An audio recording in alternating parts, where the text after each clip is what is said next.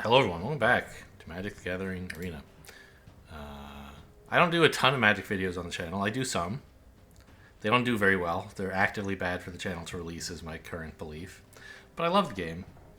And I love recording the stuff that I do. So I've been on vacation for a couple weeks, so everyone else already knows all the cool stuff about Edge of Eternities. I've watched some videos, and I'm like passingly familiar with a number of the cards, but not enough of them that I want to jump right into Premier Draft. I want to at least do something where I'm going to have a little bit less time pressure to identify what good cards are. I don't like playing sealed because the gem rewards are so bad, and I don't care about the pack rewards. But I just don't want to have the stress of a Premier Draft time pressure for my first go. So we'll play some sealed. And I know this has been out for a week is the other thing, or 2 weeks. I guess early access was like 2 weeks ago, I think. So, you know, all those grinders out there are well familiar with what's good and what's bad in the set, I guess. Whereas I just sort of have some idea. So I don't expect to do super well in this event, but we'll see. My rares: Mutinous Massacre is this 7 mana Rakdos thing. Oh yeah, this is. There's a lot of powerful cards in this set, let me put it that way. So obviously 7 is a lot, but this could just win the game. So that's cool. Right? Kill a lot of creatures and attack your opponent with whatever's left. Then there's this blue-black board clear that also mills, which a mill 20 in limited, I mean, it's not lethal, but it gets you close. Halia, this is pretty good, isn't it? There's a different Halia, I think, that's like green and white. I think. Okay, so I'm looking this up now. What is the green-white in Edge of Eternities? Color is green and white. Mana value is 6. What is that card? No, that doesn't exist. There's a green-white. Oh, mana value 5. Yeah, Halia Ascendant Cadet. 2 green, white, and 2 for a 3/3 that puts counters on things and rewards you for having counters. Okay, but there's a different one. What is this guy's deal? Oh yeah, this is really powerful. Okay, I guess, I don't know. I assume all the people who are... Nope, there can't be anyone in the whole universe where I'm the only Magic channel you watch, right? You've all seen these cards. I'm not popular enough to be your only source of Magic information. But okay, Warp is one of the new mechanics of this set,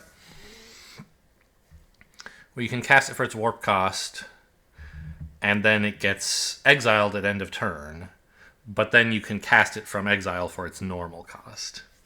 So these are kind of like flexible things. You can get their effects for just one turn cheaply and then later get them forever. And so the idea is you would warp this to gain 1 and then get some creatures or artifacts to enter so that you've gained 3. Then this exiles itself, but you draw a card, and then you can do it again later, but for a little bit more mana. And it's a 3-mana 3/3. Seems cool. Stomping Ground. What's the rarity on these days anyway? They have like half of the shocks in this set, right? Well, what am I asking? What's the rarity? I mean, I have trouble reading the little rarity symbols right here, and so I'm used to looking it up. But right now we're only looking at rares, so this is a rare. Got it. Or mythic, but it's not. Okay, so that's cool. Thrumming Hive Pool. My understanding is that this is a powerful late game win condition as well. Affinity for slivers doesn't matter. But at the beginning of your upkeep, make 2 1/1 double strikers with haste. That'll swarm the board eventually. So if you can stabilize, say with 2 big board clears, Thrumming Hive Pool could be the card that gets you over the top to win, maybe. Sunken Citadel. This is a cave. Yeah, this does not seem very good. Well, I don't know. I mean, I'm usually pretty happy to play a Crossroads, and this is just a better Crossroads, right? It enters tapped and you choose a color. But also, it has this extra ability that you can add 2 mana of that color if you're activating an ability of a land. Sure. So there's some planets in this set that do something. Memnon. I've heard of this card. What does it do? It's a 5 mana 3/4 flyer. You can look at the top card of your library. You can cast artifacts on the top of your library. And artifacts can tap to add blue to cast spells from somewhere other than your hand. So warp or the top of your library would be the obvious choices, right? Sorry, you can't use these to cast 2 warp cards because those come from your hand. But you could cast cards that had previously warped from exile. And I'm sure there are other examples, like, you know, there's stuff that... I don't know. There must be something somewhere that's like, oh, exile a card, and then you can cast it from exile. This would apply. Okay, and Lumen Class Frigate. Never heard of this card. 2 mana spacecraft. So it doesn't do anything until you station it for 2. Oh, I have heard of this card. When you station it for 2, it's an anthem. Your other creatures get +1/+1. That's very powerful. And then if you someday can station it for another 12, which, remember, your other creatures have +1/+1, so maybe you could do that, it becomes a 3/5 flying lifelinker. Okay, I mean, none of these rares look like duds. They all seem like things I could imagine playing.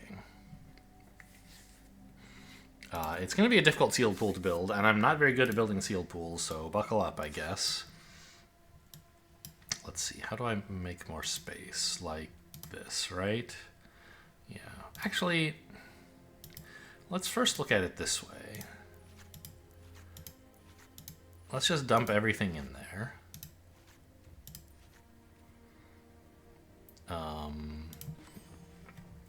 And count up number of colors. Well, those are all like 15 of everything. Great. 13 green. So I don't have anything that's hugely like, I don't have any red cards or something. That didn't happen. Okay. I don't think I care about creature types very much. Not many enchantments, maybe worth noting. I don't know. And the ones I have are all auras? Did I read that right? No. Only 2 of them. Okay. Well, that didn't prove as instructive as I'd hoped it might, but always worth checking, I suppose. I don't know. I guess there's no real reason to look at small view. So, okay, let's go through. What is Focus Fire? Focus Fire is totally fine. Let's put that in. I'm not like building a whole deck here. I just want to filter for playable cards. What is a Squire's Lightblade? 1 mana flash equipment that attaches, gains first strike till end of turn, permanently gets +1/+0. Sure, a white combat trick. Seems pretty small ball, but could be playable. Honored Knight Captain. 2 mana 1/1. When it enters, make a 1/1. So, Resolute Reinforcements without flash, but you can search for an equipment. Do I have any besides that garbage one I just... I mean, Squire's Lightblade isn't garbage, but it does not look like something I would be dying to tutor. This one. Yeah, so this guy looks fairly poor. But, you know, if we have an Anthem on the board, he suddenly gets a lot more exciting, right? Makes 2 creatures. So this is obviously great.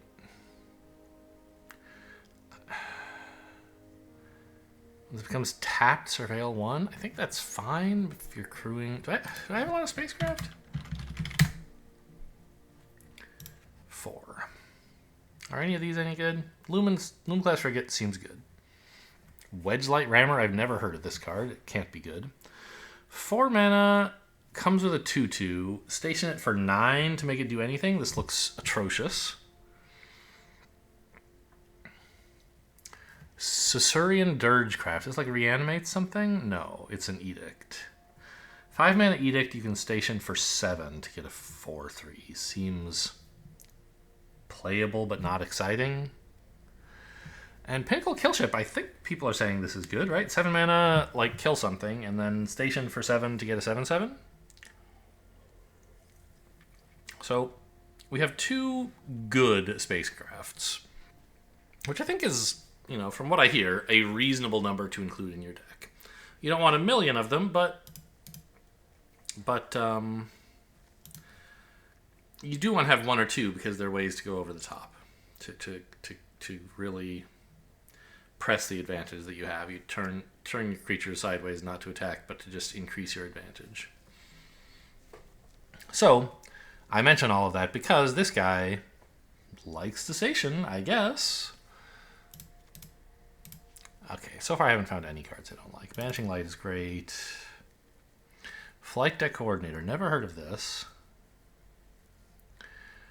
Beginning of your end step, you control 2 or more tapped creatures. Right. So, Wizards claims that the red-white archetype for this set is spacecraft, since they have all this stuff that cares about tapping creatures. We'll see.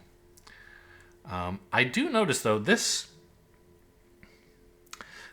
card is one that I saw in a video some player misread. I think it was Paul Cheon. If you have, like, both of these on the battlefield at the same time, for example, you actually can stack them to help you draw the card. Often this kind of thing wouldn't work. If this card said, at the beginning of your end step, if you've gained 3 more life, draw a card. That's how they often word effects like this. And then it wouldn't work. Because this wouldn't trigger at all at the start of your end step. And so you couldn't, like, put it after this one. But this card is worded differently. It says, at the beginning of your end step, draw a card if. So it always triggers at the beginning of your end step. And then, when it goes to resolve, it checks whether you've gained enough life for anything to happen. So you can actually stack this in front of this. So, like, warp this in, cast this, and I guess I would need to have 2 or more tapped creatures. Or not, warp this in, attack with this and something else, for example, or station with these 2, something like that. You would then draw a card, because this would gain you 2 life, and this would say, oh, look, I've gained 3. But this does not seem very good. I only have 2 spacecraft that I want to play. It's just a 3-mana 3/3. Finally, I found a card I don't like. Never heard of Rayblade Trooper. It's a 3-mana 2/2. It likes counters. And it has warp for 2. Could be playable, not exciting. I hate this card. 6 mana 4/5 lifelink. Yeah, it likes tapped creatures. Puts counters on things. I don't really know. Like, it's probably good, right? I don't know. It's a huge creature, but it costs 6. I'll put it in. I suspect it's actually kind of bad. Because what deck wants this? Like, red, white, go big? Like, that's not really a thing, right? Yeah, I'm not sure who this is for. Weftblade Engineer is a 6-mana 3/4 with warp 3. This card is fine. This is a good card. It's 3 mana to put 2 counters on creatures. And then you get to do it again. Notably, I don't have any of that white assassin guy who flickers stuff. That's really good with warp. Okay, what are you? Cryo Shatter. Bad blue removal, I think, but it's still removal. Desculpting Blast. Never heard of this. 2 mana bounce something. If it was attacking, you get a 1/1 flyer. Okay. That seems alright. Not amazing, but fine. A tempo play. Mental Modulation, 2 mana. Yeah, I think this is fine, especially for the, like, blue-white draw, cast 2 spells deck. But it's just generally an okay tempo play. Like, 2 mana, tap something, draw a card, sure. 1 mana, tap something, draw a card, and also it helps you cast 2 spells in a turn, seems cool. Sinister Cryologist, never heard of this. It's a 3 mana 2/3. Huh. When this enters, target creature gets -3/-0. I mean, Doesn't look that amazing. It lets you attack more, but I'm not that excited about it, to be honest. Let's pass on that card. Uthros Psionicist, 3 mana, second spell you cast each turn, it costs 2 less to cast. I think this is great. Lost in Space is a top or bottom with Surveil, sure. Self-Craft Mechan. There's a bunch of Mechans. I forget which ones are the good ones. What's interesting, you can sack an artifact. Presumably you would hope to sacrifice a lander token, but like Virus Beetle or whatever. If you do, it's a 4/5 that draws a card. It's playable if you have stuff for it. Tractor Beam, this is supposed to be great. Yeah, 4 mana. You get to take one of their things, and it doesn't untap, so you can't like use it as for attacking or blocking. But you get its cool abilities, and your opponent loses them. Memenon.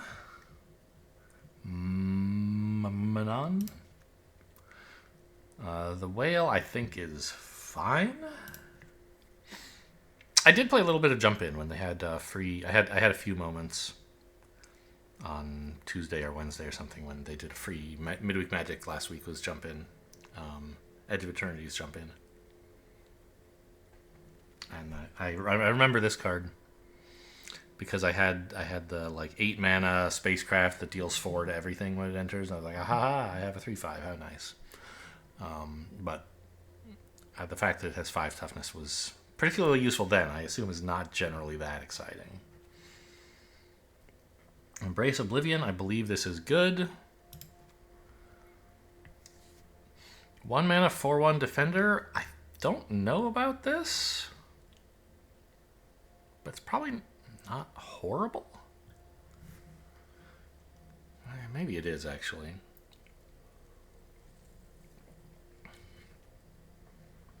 Dark Endurance. Never heard of this. 2 mana. 2/0 and indestructible. And it's cheaper if it targets a blocking creature. Black has... What's with all these black cards that want you to be blocking? Black... I don't know. I think black is supposed to be a fairly aggressive color in this format. Weird. Anyway, this does not seem exciting. Depressurize. This is generally great. 2 mana instant, kill a small thing. Lightless Evangel. Sure. 2 mana 2/2 that can get bigger. Timeline Color. Double black 2/2 with haste. You can warp it from the graveyard. I think that's pretty cool. What's the rarity on that? I think... I don't know. I can't see the colors, man. It's different from this one, right? This one is a black planet with white rings. This one is a white planet with black rings. All right, what...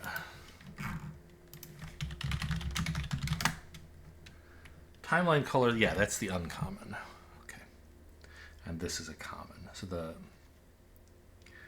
black planet is uncommon. Anyway, this seems like a cool card. Where were we?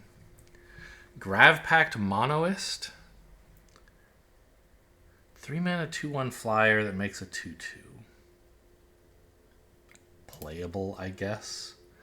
Temporal Intervention. 3 mana sorcery, has Void. Costs 2 less to cast if a non-land permanent left the battlefield or a spell was warped. Okay, it's Thoughtseize, but only if you can trigger a Void.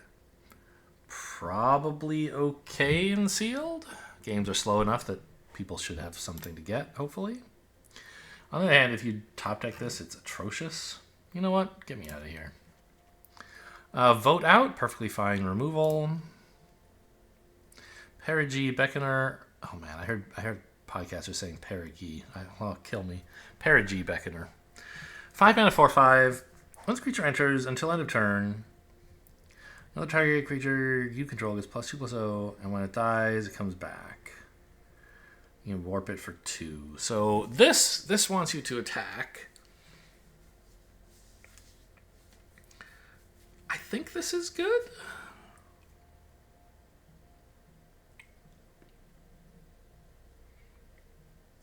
I mean, is it though?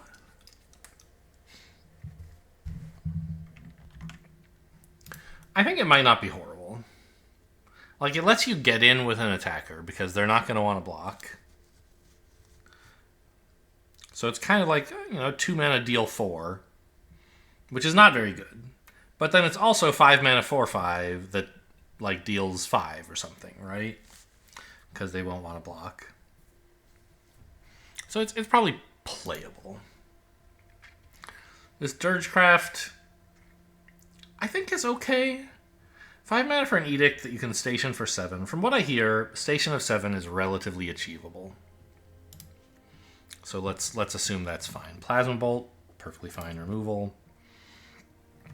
Melded Moxite, 2 mana. Okay, so Tormenting Voice. That also lets you pay 3 to get a robot. And it leaves behind an artifact for anything else that wants to sacrifice it for some reason. Sure. Remnant Elemental, 2 mana 0/4 Reach. When you play a land...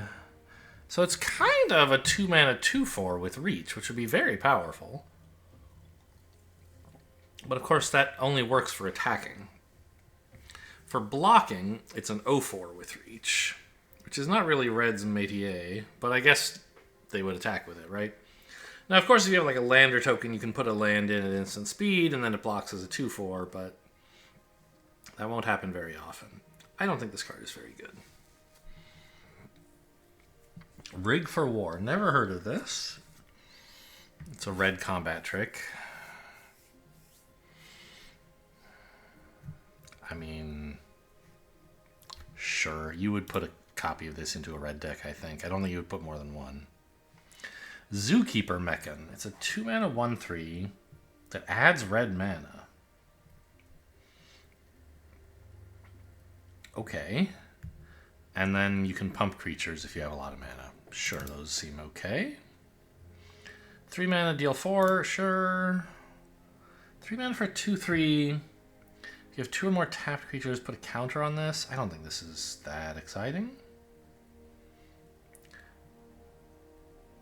Cavaron Turbo Drone. 3 mana, 2/3. Gives stuff +1/+1 and haste, huh? That could be fine. Weftstalker Arden is a 3 mana 2/3. When another creature artifact you control enters, it deals 1 damage to each opponent, and it warps for 1.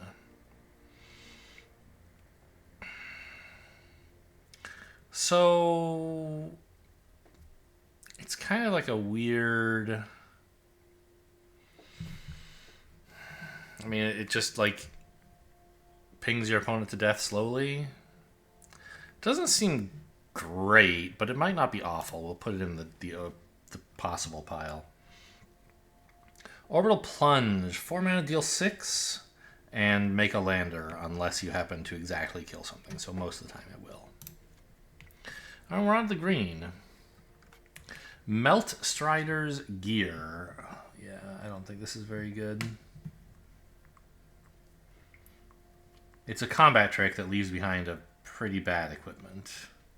And it's not a very good combat trick either. Semix Curiosity, this card is great. Gain 2 life and leave behind a lander. So it's a really nice play for turn 1. Because it kind of draws you Rampant Growth or something like that, right? And also gains 2. Close Encounter, 2 mana. This is kind of a punch effect. It's not, because the creature isn't doing the damage, Close Encounter is, so it doesn't work with like Death Touch stuff. But it does mean you can't get blown out, because the creature doesn't have to be around to do damage. Close Encounter kind of memorizes the creature's stats at the time that you cast it. Well, not quite true. If they give your creature like -3/-3 or something, it'll do 3 less damage, because the creature's still around. But if they destroy the creature, it remembers that creature's power. So this is fine, I think. Intrepid Tenderfoot, 2 mana 2/2, 3 mana to put a counter. This seems way too slow. Yeah, destroying artifacts and enchantments pretty good in this format, and you can get landers. Sure. Diplomatic relations. I see that the digital version doesn't have the paper misprints. That's nice. Target creature you can... Yes, this is an actual punch spell that also gives your creature vigilance if you want. Plus its instant speed. Drix Fate Maker? Fate Maker? Drix is a faction? It sounds like a guy's name, but okay. 4 mana, 3/2 with Warp 2. When it enters, put a counter on a creature. Creatures with counters have trample. Seems playable, I guess. I think these are pretty good. They're just ways to gain a little bit of life early, and then they're big creatures later? I don't know. Maybe they're not that good. Works well with Halia, though, right? Where is she?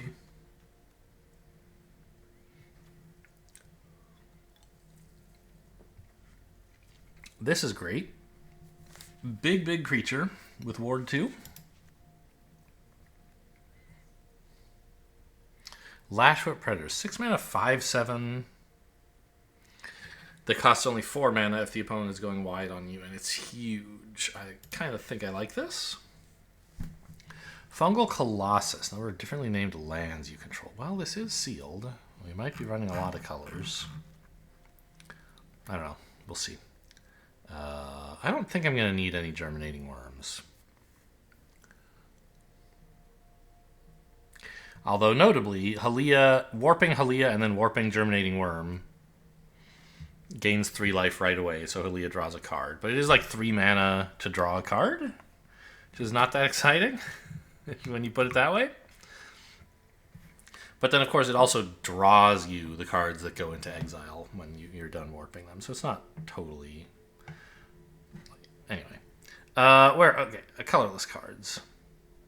Oh, I don't know. Let's put this in. I don't know how many different lands I have here. Oh, not very many. You know what? Get out of here. 7 mana. I mean, presumably I'm going to control at least 2 differently named lands, right? So it's a 5 mana, 5/5. We've already got one of those that gains life. But I guess if I control... Yeah. I don't know about this. Unless I run a lot of colors, and I don't think I have the fixing for that. I don't think this is that good. So, Alfarael Dreaming Acolyte. 3 mana, 2/3. Draw 2, discard 2 cards or an artifact. Death Touch on your turn. How am I doing on artifacts? 8? Okay, I mean, it could happen. But even if you just draw 2, discard 2, that's very nice. So, sure, that's a good card. This Wrath, obviously a good card. A different Memnon. 3 mana, 1/3 flyer. When an artifact you control enters, put a counter on something. It's a Jellyfish Advisor. This seems okay. I assume the idea is you usually are going to put the counter, like at least one counter on this creature itself. But if you don't have a bunch of artifacts, this is probably not going to be very good. This, I think, is powerful. Stomping Ground's obviously good. I think Citadel is good. Torpedo. I don't have that many spacecrafts. Oh, this is in. I don't think this is very good. If you're not attacking with spacecraft. You're a 2 mana 2/1. Yeah, I think this is not good. All Fate's Scroll. So it's a mana rock that you can sack to draw a few cards once you have a number of lands. Could be playable. Dauntless Scrapbot is a 3 mana 3/1 that makes a lander. I think this is just fine.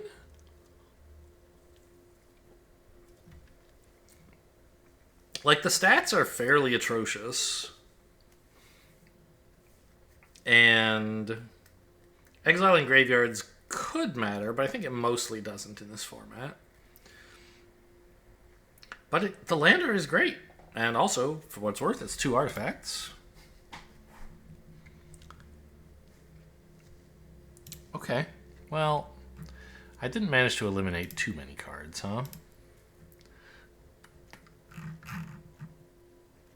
But what are the stats of the cards that I have said are playable? Looks like green might be out.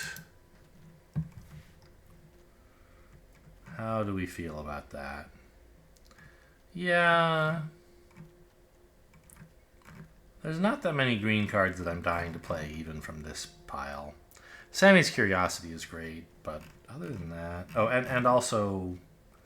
I mean, this is good. But I don't think we're going to be splashing for any of it. So let's just get green out of here right away.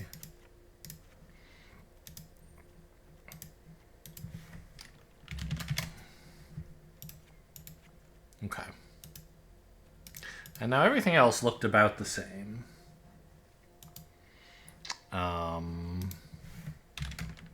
Let's sort by rarity, just so I have some idea of, like, as a proxy for whether the card is good. Like, do I have a lot of uncommon black cards, a lot of uncommon blue cards? I don't know. The red? How good is that?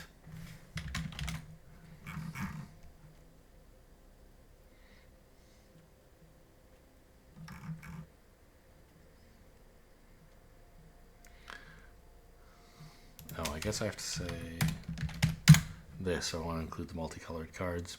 So, I'm not that excited about the red here, I think. It's where all my removal is. No, I have some in black. Let's just cut the red as well. I don't think I have so much fixing that I can try to splash the red-black Wrath.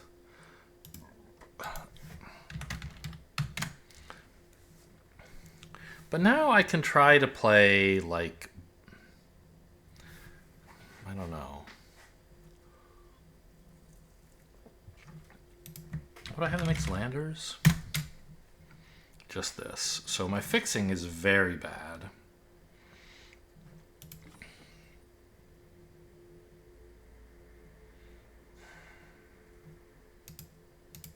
Can I say color is less than white and you'll give me non-white spells? No. Okay, so how do you say...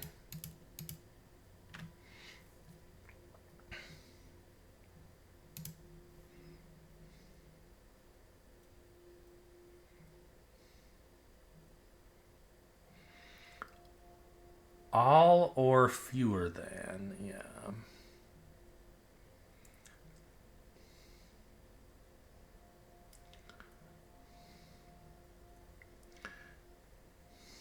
Well, I can just use or, I guess. I guess I want...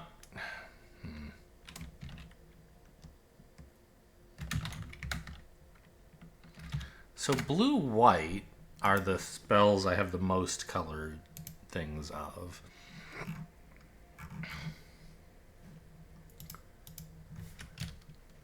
I guess what I can do is say colors less than or equal to blue-white. Yeah. And so then all the black cards go down here. The problem is, I think this is atrocious. What I want, I don't know. Okay, stomping ground, get out of here.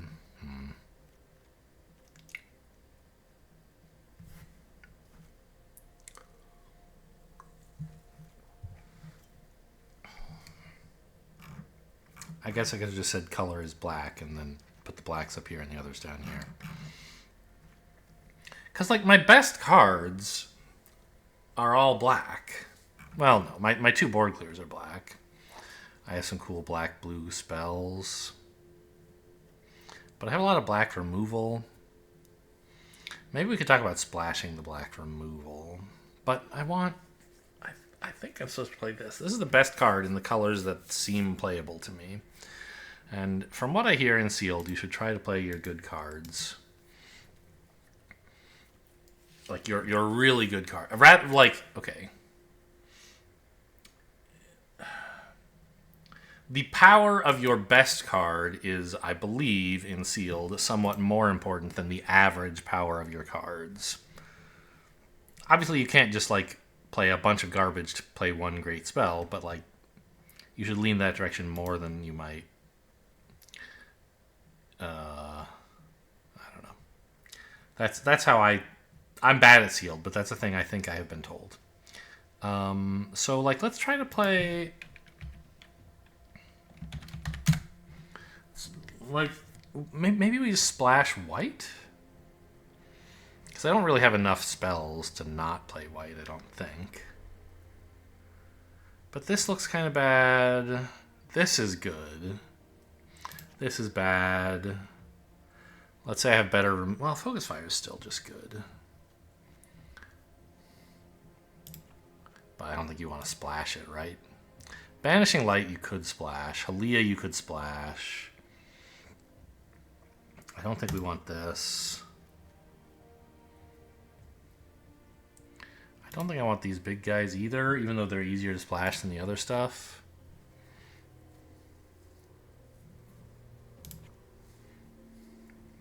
So we could look at something like this, maybe. With this to help me find my planes, maybe. I think Cryo Shatter is pretty bad. I have good removal in black and white. I don't need that.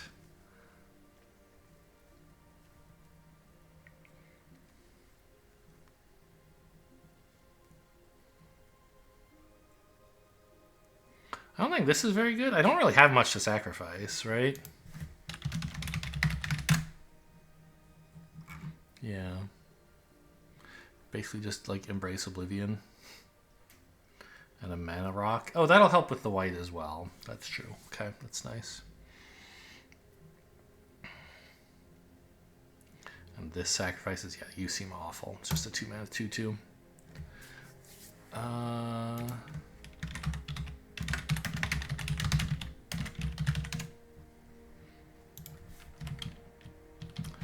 guess I should clarify I mean artifact, not artificer. Okay, it looks like I have a million things that make artifacts. Well, not all of these actually create things.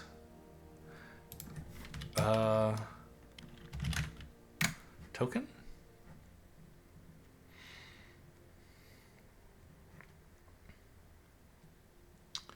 I don't think there's that many things I want to sack with Self-Craft Mechan, I guess is what I'm getting at.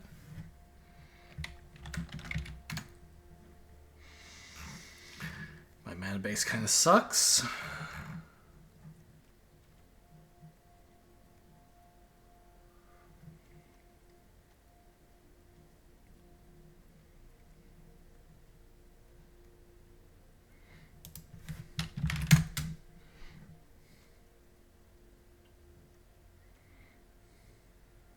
It's actually almost impossible for me to trigger Halia, except by having stuff enter, right?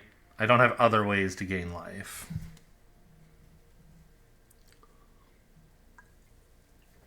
It's sort of hard for me to put 3 creatures onto the battlefield in the same turn, I assume. So maybe I don't need the Halia either.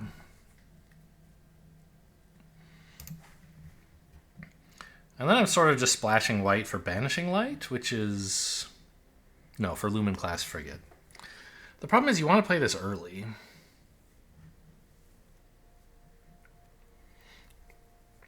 Oh, here's a way to trigger Halia. But I think if Thrumming Hive Pool is going off, I'm probably winning anyway.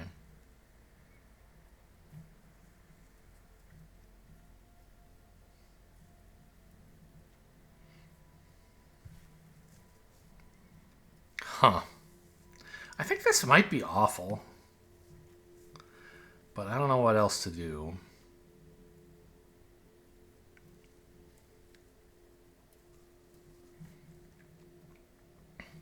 I guess 3 planes is fine. I don't like having only 6 islands and 1 Sunken Citadel. But my early game isn't that blue, I guess. I'll give it a try. This Seems like a bad deck. But that's why I went with sealed, because at least I had time to look over the cards. What are my dailies looking like? This is pretty horrible.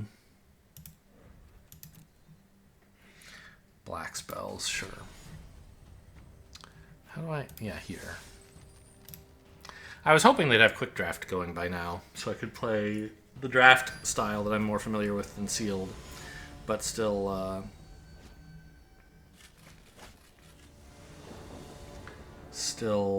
not be under time pressure. Okay. Yeah. Sounds great. I get the Lumen class frigate, and then I can't quite station it on 3. I don't have any creatures. But we'll figure something out. I'll draw a creature someday.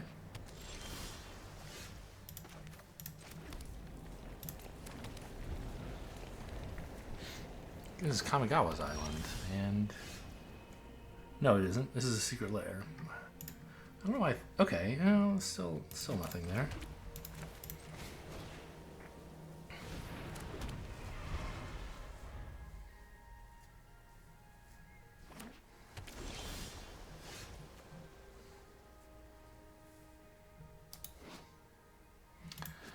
Tap an artifact, draw a card. This is an enchantment. Nothing else I can do this turn. I may as well mental modulate just to draw. See if I hit something else relevant I can do.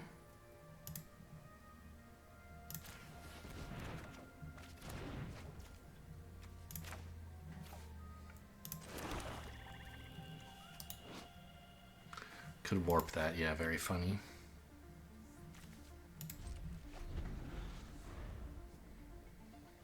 Well, the deck is a little light on early game plays, I will say that. So it's maybe not a shocker that I'm drawing absolutely nothing.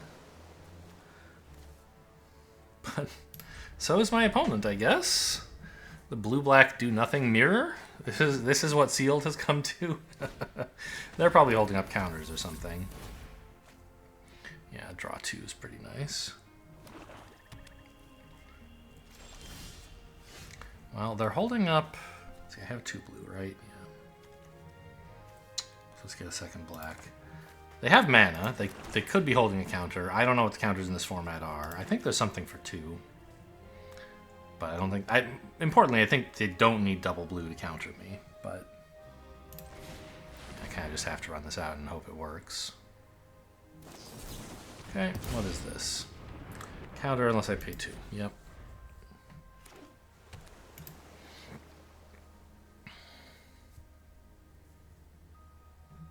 Maybe I should have actually. I should have played the Beckoner. I think actually,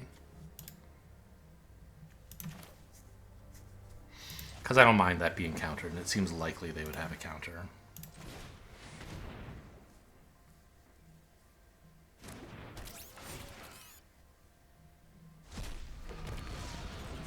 What?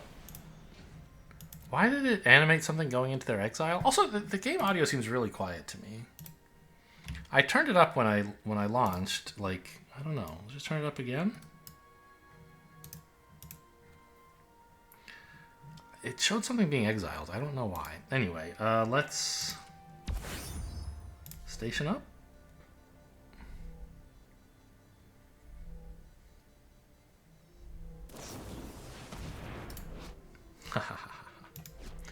Stationing for 0, huh? Okay. It's fine. Just as I was saying, when they destroy something, when they give something negative, well, I guess this isn't what I was saying, is it? All right, well, not much is happening. They're clearly in control of the game. So just like with the punch spell that like remembers your creature, Station cares about the power of the creature as it's resolving, and so if they give it negative power, you don't punch as hard, and they stop your stationing.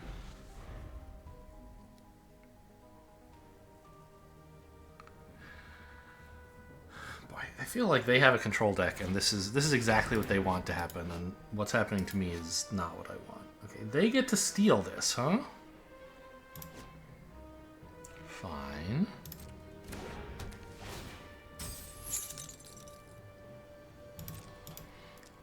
I'm gonna see if they put some charge counters on it and then take it back.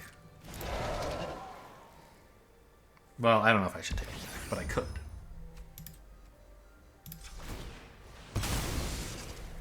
I don't have anything double white. I don't have anything triple blue. Let's go get more black. I have a lot of black spells right now.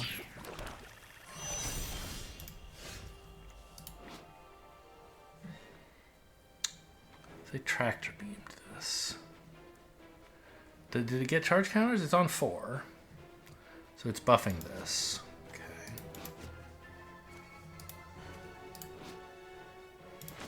I think I just run this out and make them keep working on pumping this up, and then I'll steal it by banishing their tractor beam.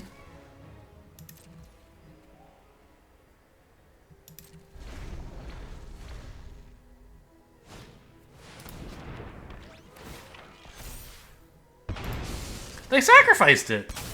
I thought they would try to keep it so it would be cool. Okay, interesting.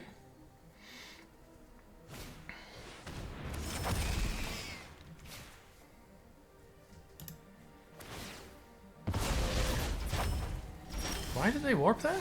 It doesn't even do anything? Huh.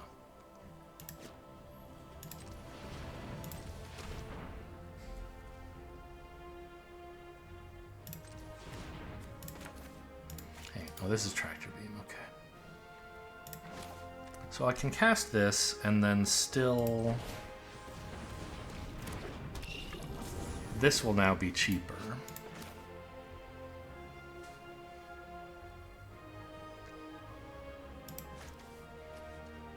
Station 7. Yeah, so this works. I think I want to cast this for real, right? I could warp it. To what end? Warp for 1 and banish this, I guess? That's not so bad. Warp for 2 and banish is better, I guess.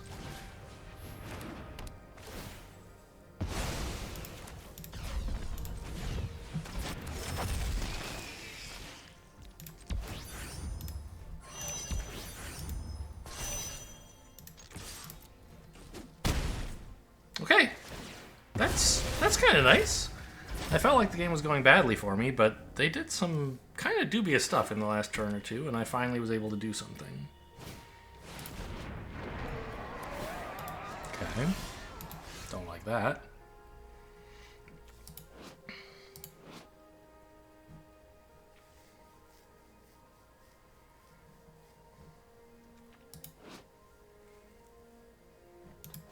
I'd like to do something about it. Obviously I can Bone Splinters it. But these creatures are all kind of good? Maybe they're not.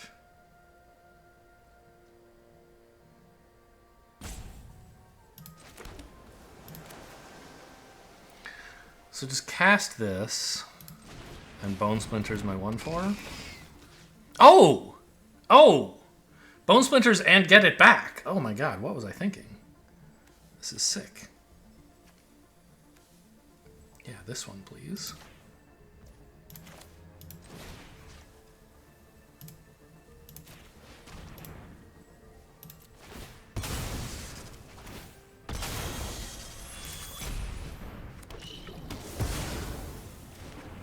Haha, take 1.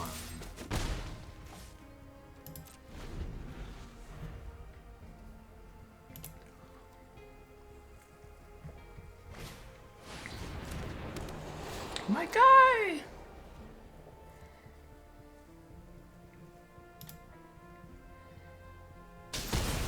They want that one. So I could tractor beam this, but I don't really care about it. I want them to invest in making it a creature and then banish it or something. So let's just attack and pass.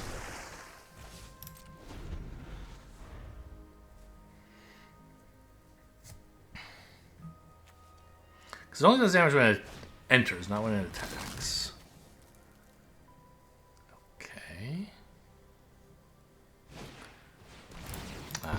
nice for you, I'm sure.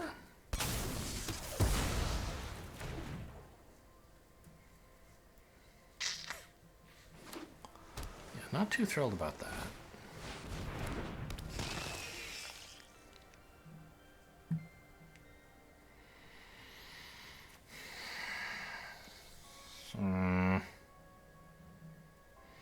Not really feeling ahead anymore.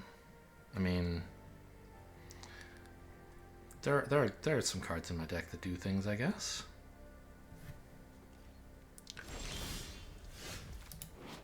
Ooh. It's a 2/2 haster, huh? That should do something, shouldn't it? Like, just kill this. Get in for 4. No reason to warp this that I can see.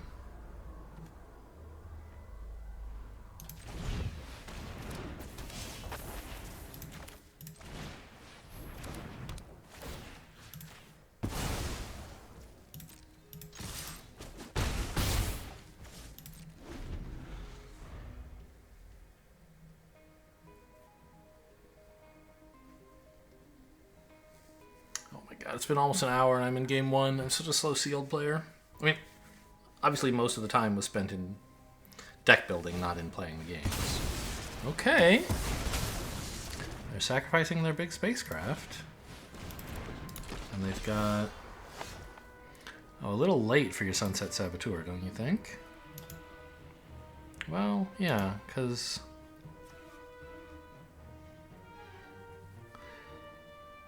if they attack with it,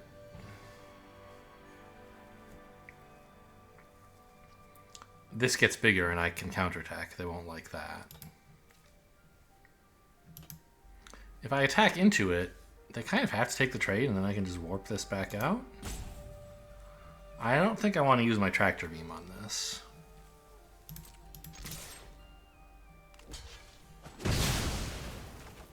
No reason to warp it now. Is there? No. I guess there is a potential reason, because, like, next, it has haste, right? So you casting it warped is about as good as casting it for real. But if I cast it warped now, then 2 turns from now, I'm saving myself 2 mana, kind of. What is this? What? This is horse shit!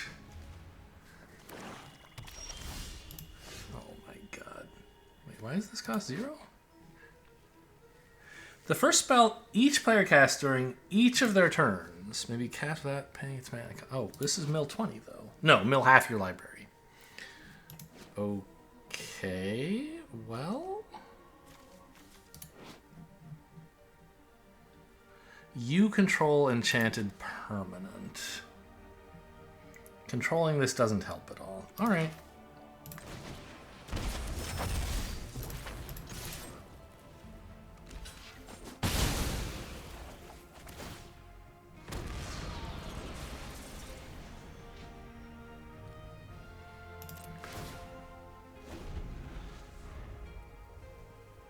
So let's let them develop some more stuff. And then blow it up. It's only creatures, though. Wait, why? Oh, they just have 2 of them. I was like, why did they cast that first?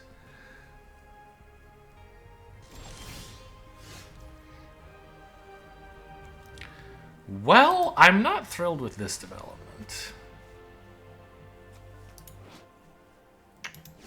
Because now, like, I kind of have to respond to this. But they'll still have a bunch of cards. I guess... Okay, I mean, I guess I can attack them afterwards. That's worth a lot. Any number of players, just you.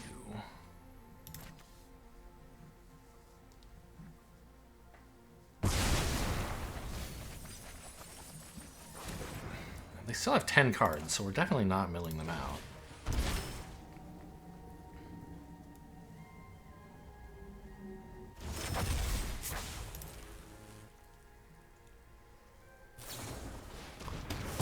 Okay.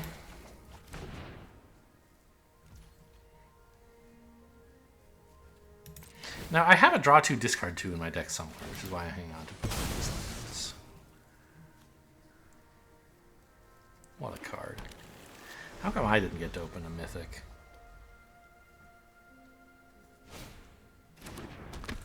Oh, okay. Well, 6 cards? I still don't want to tractor beam that, but I might have to. We'll see. Oh, what did they discard, by the way? 2 lands? Yeah.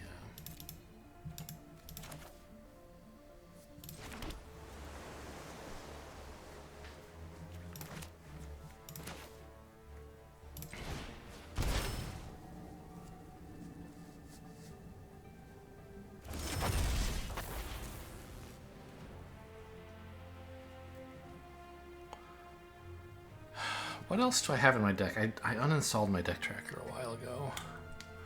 I have vote out and stuff, right? I think I have a depressurize or something like that. I really can't spend my tractor beam on this piece of junk.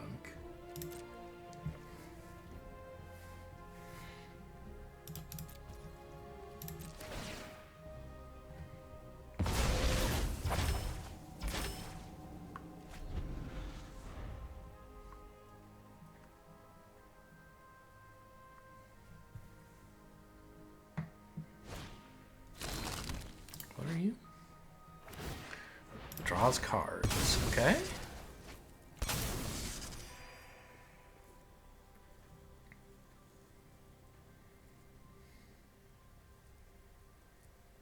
At least they used this after I milled them for 10 and not before. Sorry, the other way around. They used this before I milled them and it was 9, not 10. An artifact. That's not an artifact. Well, I kind of think I have to take this just to not get killed too quickly.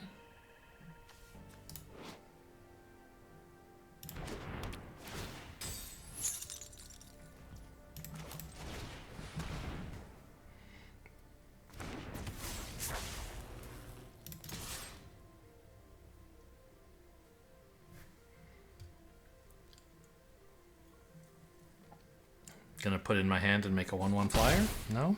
Okay. Oh my, they have, didn't they? Oh, right. They shuffled their graveyard into their library. Right. I don't like that.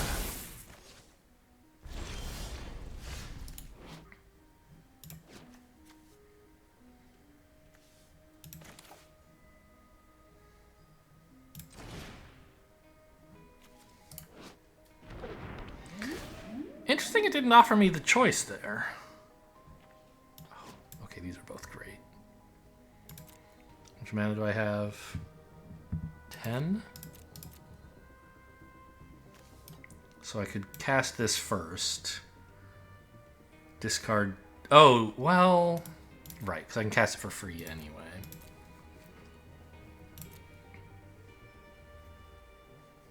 Yeah, discard 2 lands, draw this, cast it. Yeah, that seems pretty good.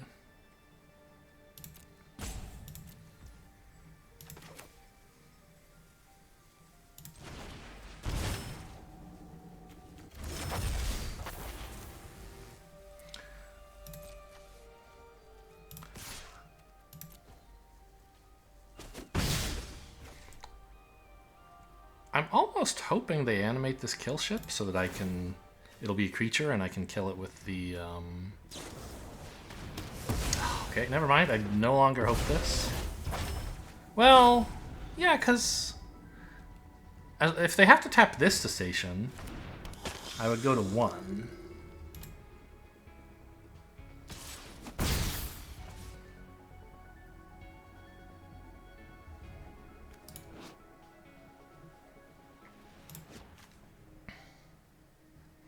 This is in my graveyard again, so I can... this has done like 10 damage to me. Maybe... No, I think maybe only 8. It's done a lot, but it's well worth it. Okay, so you... Okay, this says 0, but is that true?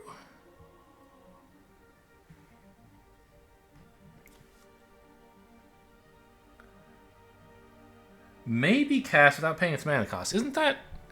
Is that not an alternative cost? Oh, but I guess this warp, I'm not paying the warp. Yeah, I would be, right? Oh no, this is... where is this? Is this in Exile? It is, I see. So it's actually warped already. Okay, I got confused. Anyway, whatever, we're doing this. They have only 2 cards. They're gonna have to kill me pretty soon. No.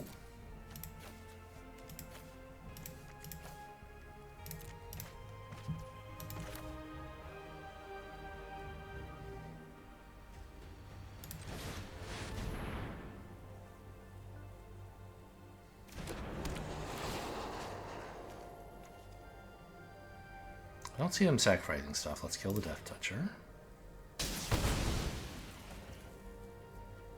Oh, this isn't a flyer yet. Right.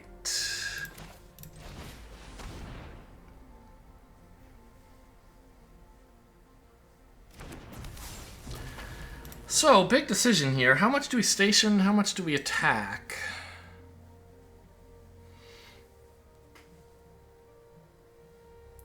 If they can station this, which would require a 3-power creature, then I'm dead. That's bad. So let's assume they can't do that. If they don't have a 3-power creature, they're not killing me. So...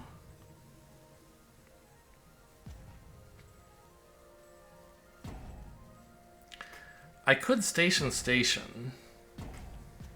Be willing to take this too. And then be ready to station this for lethal next turn. But if I just attack, I have something close to lethal next turn anyway. And I also have a blocker, which is sort of useful.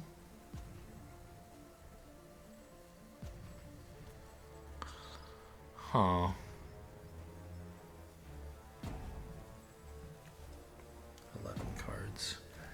Station. I think I want to put them to... Well, no.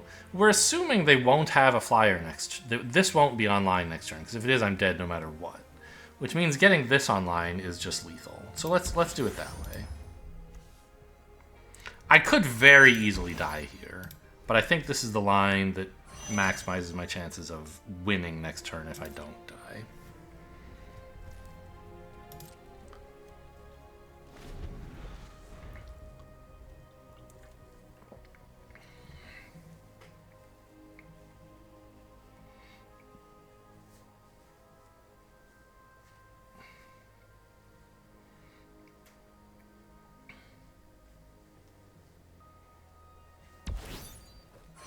Looks like they're doing it.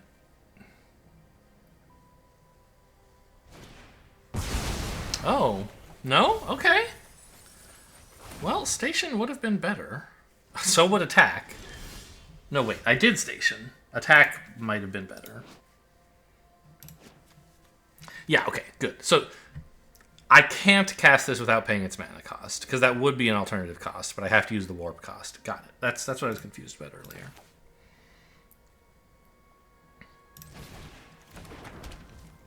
Draw 4 is a little bit scary.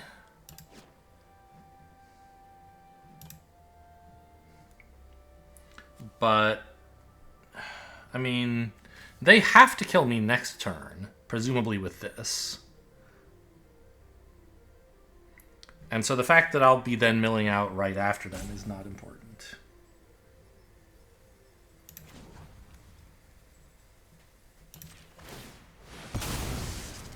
Like if I can draw my bounce spell, for example. Yes, okay. That's what we were looking for. Does this win somehow? No.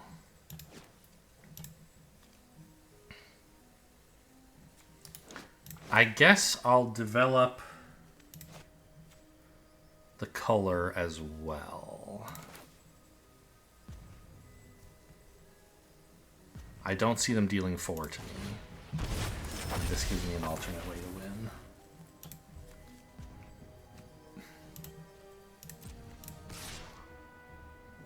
If they like shuffle their graveyard into their library again. This has been a heck of a game.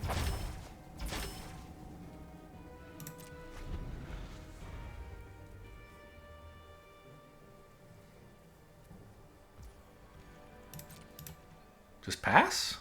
Okay. Sure. My turn. They're going to make me draw? No.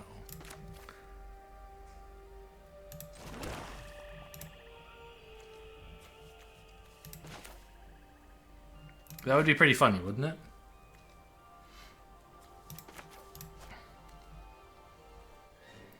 These are both cast with time on color. What's happening?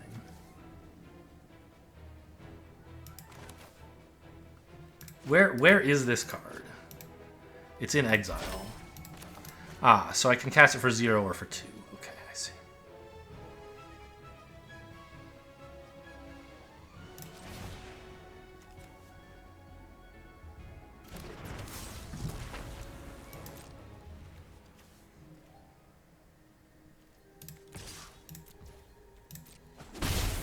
Ah, we got him. Woof.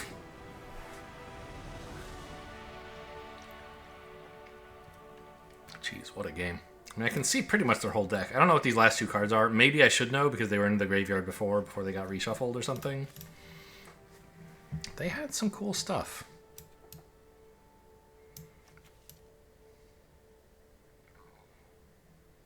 Mostly the big draw 7 was was the exciting thing. I mean, they definitely made some mistakes. I'm sure I made mistakes too. I probably even mentioned them, but I've forgotten. I mentioned some of them. I've forgotten which ones. They made the mistake of warping in their 4/5.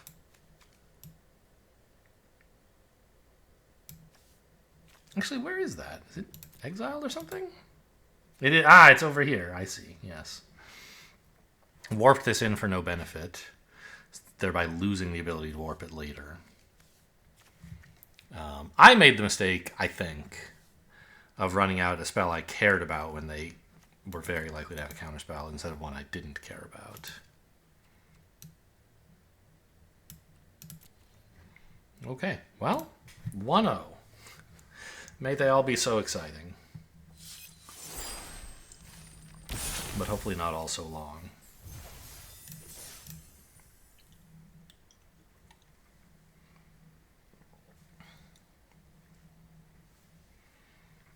If you don't want to do something, you can pass.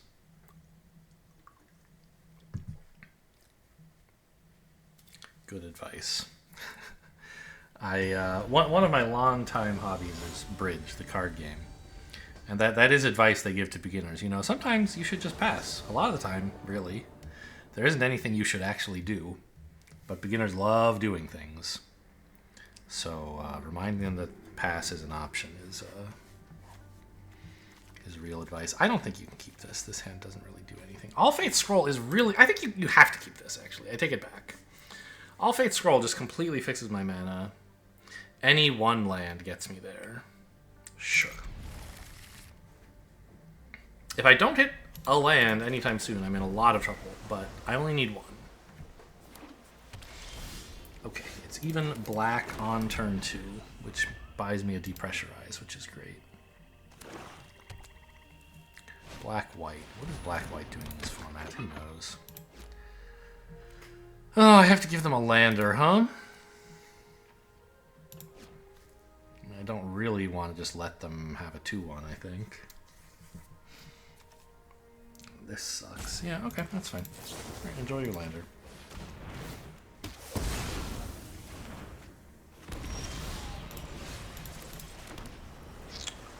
I guess I could play the Monoist first to get a flyer down and start the beats. I don't really want the ramp yet, right?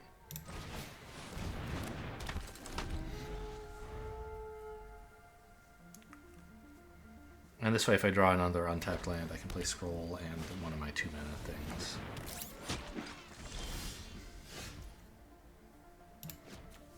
Interesting. Oh, well. Right. I didn't draw a land, so I can't do this. But I think it's still worth developing.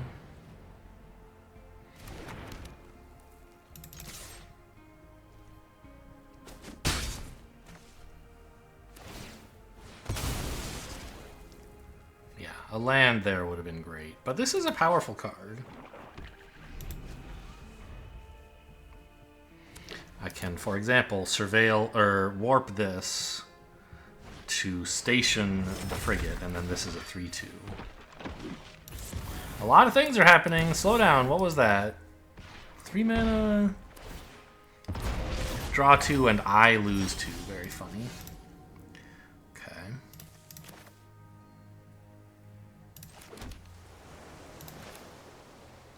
I think we want to get this online, right?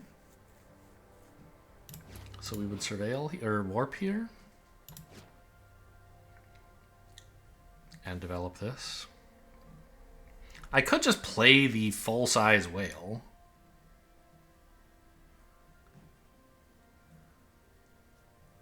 But I think getting the anthem out is pretty cool.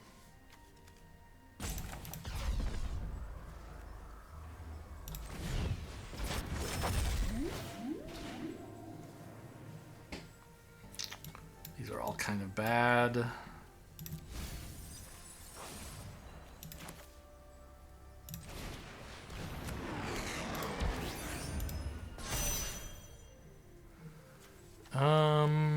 I don't even know if I want to attack. Having a 3/2 blocker for this stuff is kind of cool. I could also get this to 6, I guess. And then I'm pretty much set to fully station it next turn. That seems great.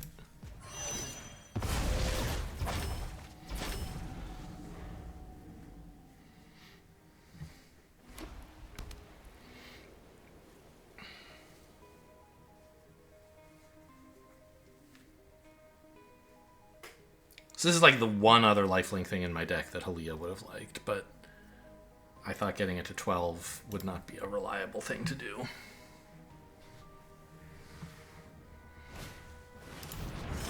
Okay, that's spooky. They're maybe going to hold back the 2/2 to tap down my flyer? No? Okay.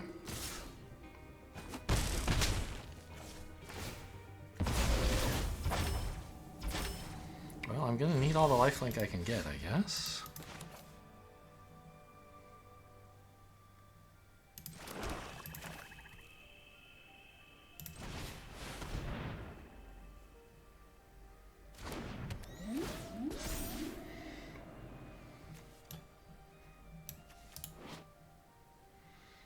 This seems good. It's a big creature. Sure.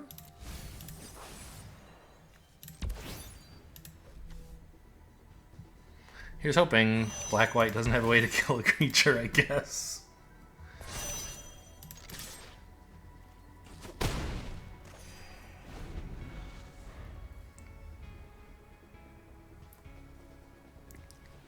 Maybe a land would have been nice, actually, so I could develop the kill ship first? I don't know. This seems like a good card, too.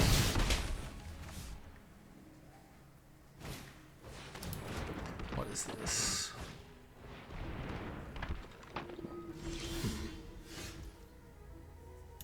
Looks kind of like nothing. So how much damage are they threatening here? Say I swing all, go to 12. They have 5, 10, 12. But then this would also be 3 more.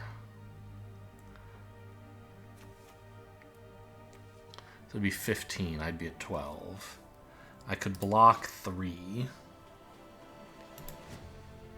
So that overall seems like a bad idea. I would be dead. Are any of these artifacts? This one is, obviously. The others are not. Okay.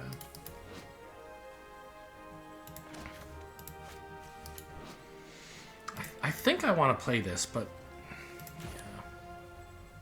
What else do they have in exile? Just makes a token? Sure.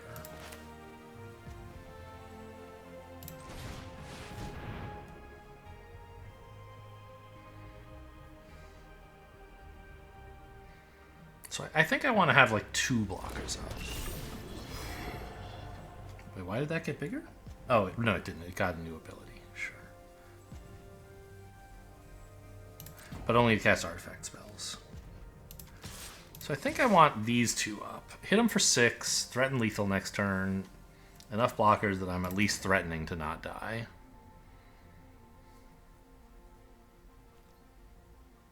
I'm not sure they should have attacked with this, because tapping down my lifelinker would have been way better.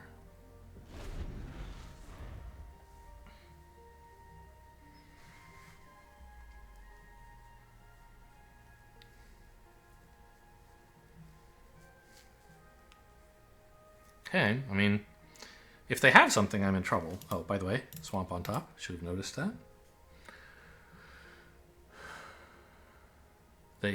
There's a number of cards they could have that would keep them alive here. I couldn't even dream of listing them all, but there are some. But if they don't have anything, they are dead, I think. And I'm not dead, even more importantly. But if they have something, they could just kill me with it. I don't know what it would be. But some of the damage I was expecting, like I was counting, was this, right? Like 2 extra damage, which is all their mana. So if they cast this, they're not killing me. They need something. Okay, so I'm blocking. I'm only taking like 6, right? Yeah, they would need quite a lot in here to kill me, I think. This would be the scary thing, I guess. Oh, when their creatures die, they do get a counter. They get life. That's kind of annoying. So maybe they can stop me from killing them? You know, threatening 14. They'd have to gain an awful lot to get around that.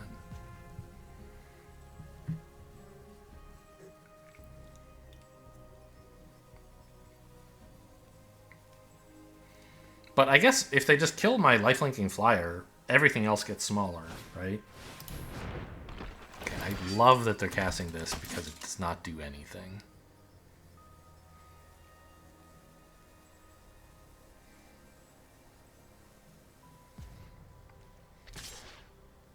Please, hit me. I'm not risking these creatures.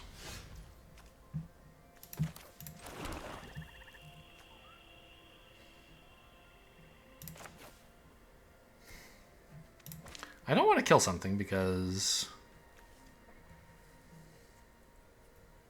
Oh, whenever another creature, you gain life. Let's play this, I guess. Well, no, they don't... Okay, they're going to tap something, but they didn't tap something. Am I missing something? Okay. I guess that would be, like, super duper dead if they did that. Okay, fair enough. So maybe they have something here.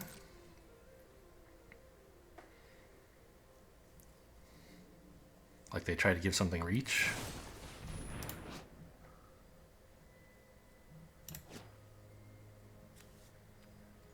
Sure. And then you're going to vote me out? No, that's sorcery speed, isn't it? That's fine.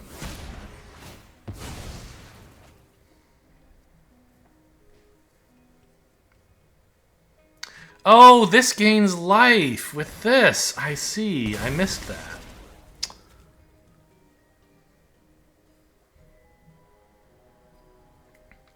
At instant speed. Aha. That's why I'm dead. Oh, I hate you.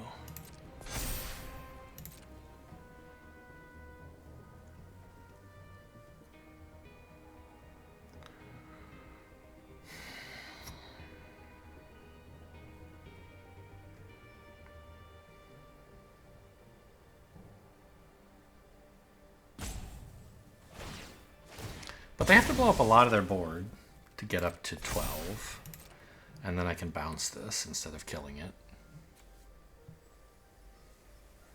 No, because they can just sacrifice it in response.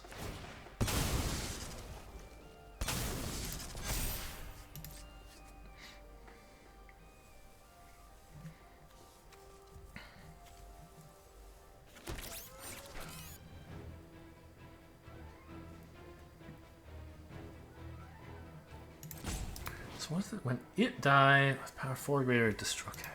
So I can't. Well, I have to. I can't stop them from doing that because they can just sacrifice it if I target it. But they don't have enough damage to kill me without this. So, if I run out the kill ship, they will sack the creature that I target.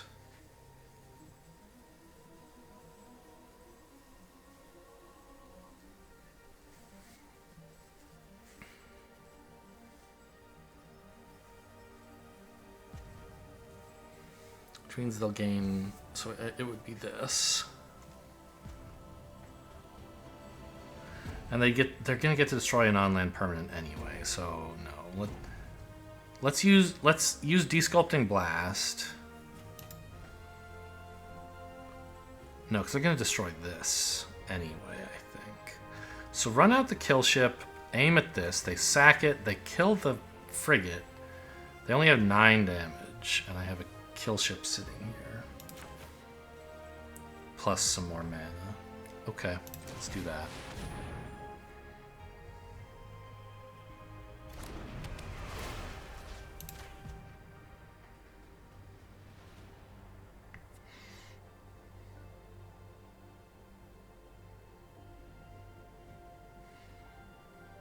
But if they're not getting any more life by sacrificing this, so if they want any more life, they have to take it now by sacrificing more creatures before this gets destroyed.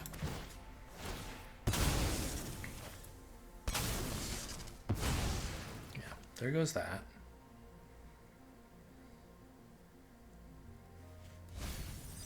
So they were keeping this on top, keeping it on top, keeping it on top, and then they binned it because they thought they were going to have that creature and this would be lethal. Nice. So we blanked all of their earlier surveils, I guess, in a way. And it appears I still have flying lethal. They only have 11 damage with this. Yeah, we could still get there. This doesn't really matter unless they develop something that can block flyers, in which case I still have this anyway, so I guess it still doesn't matter.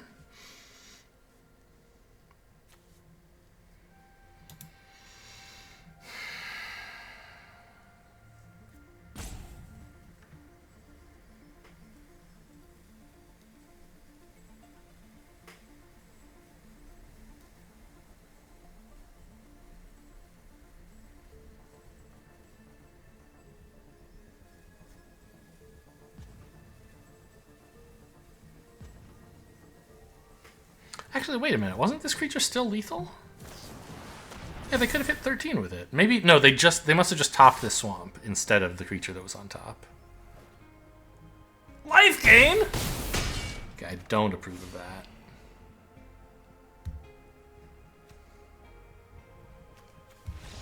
They conceded. Oh, they're only at 6. Ha! I do approve. I didn't look carefully enough. Alright, another close victory.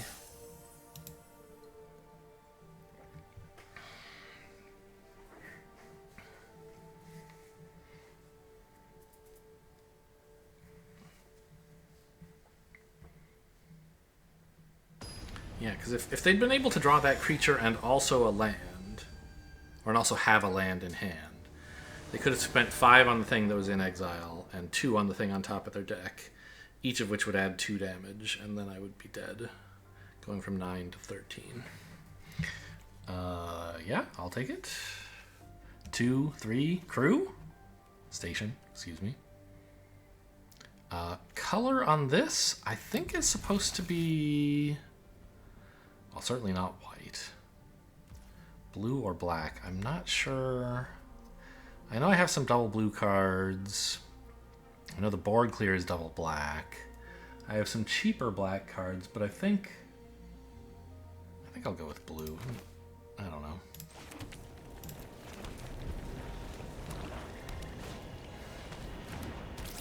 What are you? A 1/1 Death Toucher. Okay.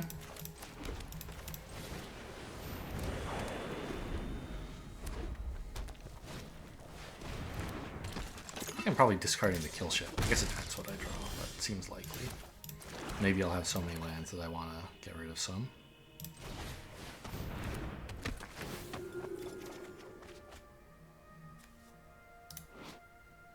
The kill ship is good, it's just so far away, you know? Yeah, let's pitch that. Oh, I could pitch land and timeline color, actually. Is that crazy? It seems bad. Let's just pitch a 7-drop while we're on 3 mana, shall we?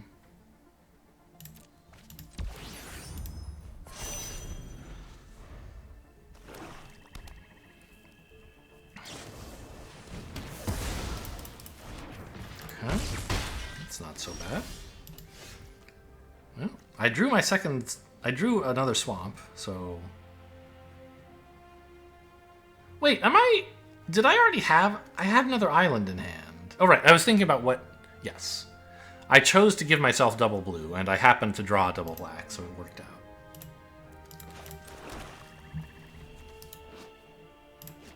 Well, a 3/3... No need to warp this.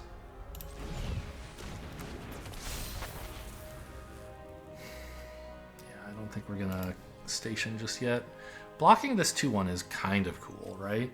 I don't know. Maybe not as cool as getting more counters on this. Because next turn I'll have 7 more available, won't I?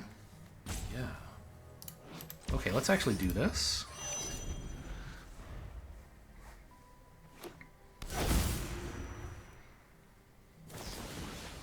My thing! Alright. That's life. What is this? I see. They draw 2.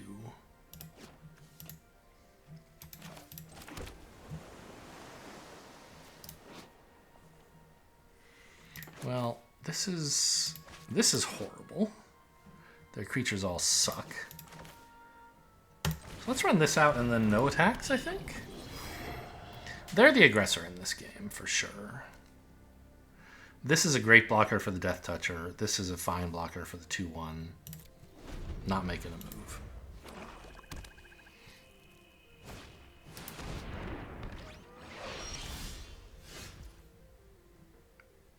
Kind of surprised they didn't attack with something to get the Void trigger here. Anyway, I'd like to cast a spell off the top of my deck, I think.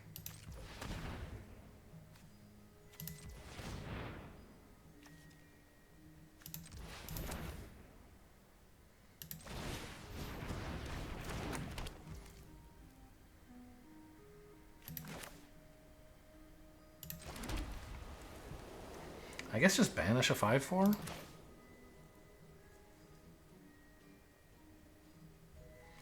Why is it tapping this instead of my island? I guess it doesn't really matter. And it's probably right, because this could get removed at some point, but... I thought it usually preferred to tap lands for you. I could maybe like get away with attacking with the 3/4 here and be willing to make this trade, but I don't really want to make this trade. They get a lander, I have to pay 2 life to get this creature back. I'd just rather not. Oh, I have this coming up. That's good to know.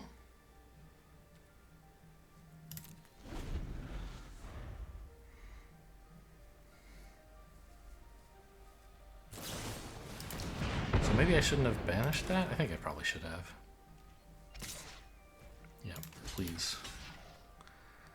This destroys creatures. Okay, I mean, fine. What is this? Inkmoth Nexus? Goodness gracious. It's kind of tough to deal with that, huh? At instant speed, anyway. Yeah. I mean, making them sack their 1/1 Death Toucher is not amazing, but kind of seems to be the best I'm doing right now.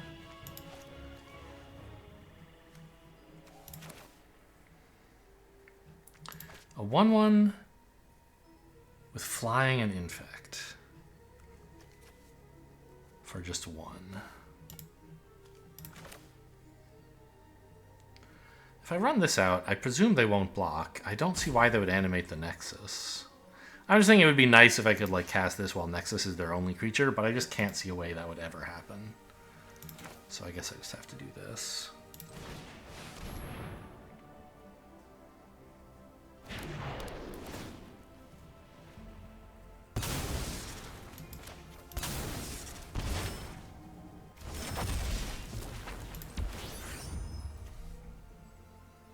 I want to station, not attack, I'm pretty sure.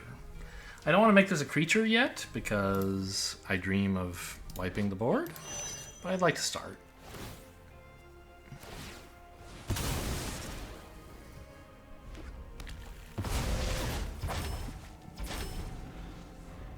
It's kind of funny that the warp animation plays tilted if the card itself is tapped. Okay, well. They're not attacking me with the Inkmoth Nexus, which is kind of weird. What were you planning to do with it, I wonder?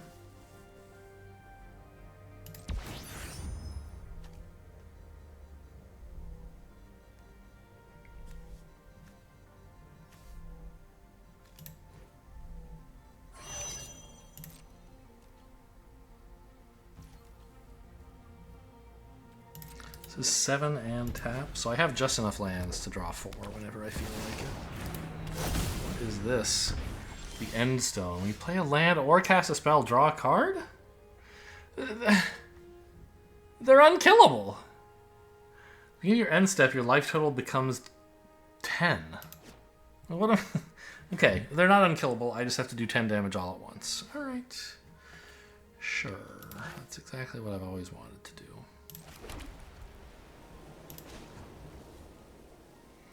I guess there's very little reason to do this now, isn't there? Actually, what is the... There's a card in my deck. 1 black mana. Does it kill artifacts? Embrace of Oblivion does not kill this. Okay. So I can't draw anything that I would want to play. I could have drawn a better land, but I don't have any tap lands either. So I guess we're just going to do this. And pass. This doesn't say only the sorcery. Yeah. So I'll draw 4. I'm glad I picked blue on this way back when. I had so little. So are we? They have 22 cards. It's hard to imagine I could ever deck them, even with them drawing a card every time they do anything. But I guess this mills half their library, so.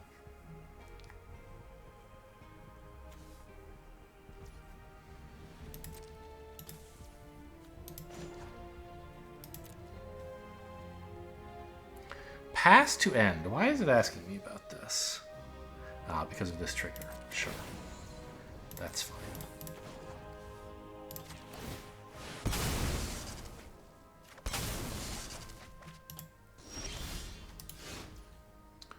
Creature or spacecraft. I can't take their end stone.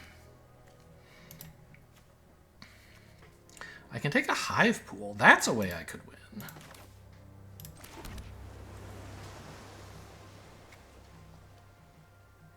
I'm actually not so keen to animate my spacecraft because I do want to preserve. I want to be able to cast this at some point. So I think it's just hive pool.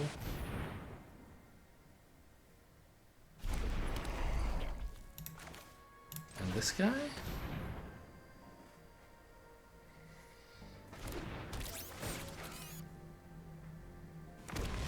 I exiled their graveyard. I didn't even think about that. That could matter against if I knew in like a best of 3 that my opponent had that like that wheel thing, shuffle your graveyard back into your library. I could mill them and then exile their graveyard. Okay. So I suppose though I could fairly. It's certainly possible that I could just win by doing 10 damage to them in 1 turn fairly soon, right? If I just made this deal, like, we're getting kind of close. Maybe I do want to station. Yeah, okay.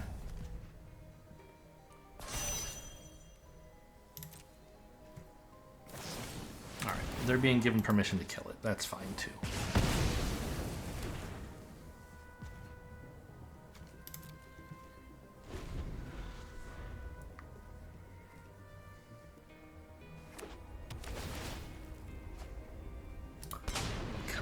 bridge. This is like any color, right? But it's a super tapped land. It enters extra tapped.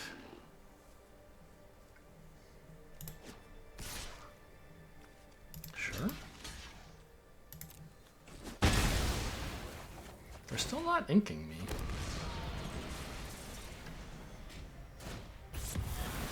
Are you shooting me in the head? What? That's wild.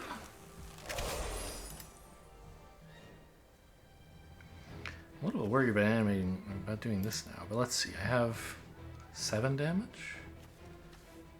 No way I could get more this turn, I don't think.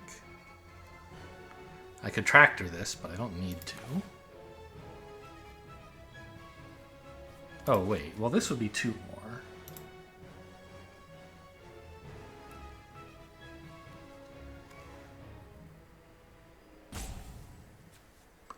But that would be the limit. Okay.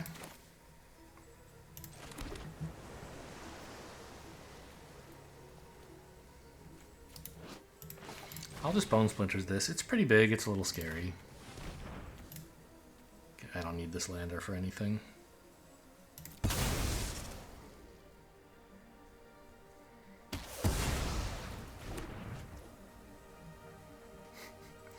Threaten 9 damage, huh? Well, I don't think I'm in a hurry to warp this, or to cast it for... Yeah, it would be warping. I can do that on a future turn when it'll kill them. I don't want to start paying 2 life if I don't have to.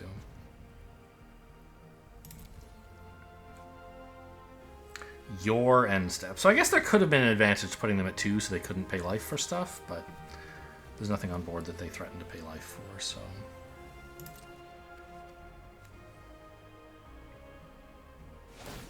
Oh, they get haste, right.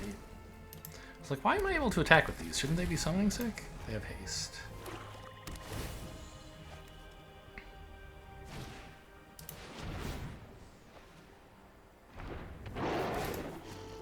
Yeah, enjoy your counters, I think.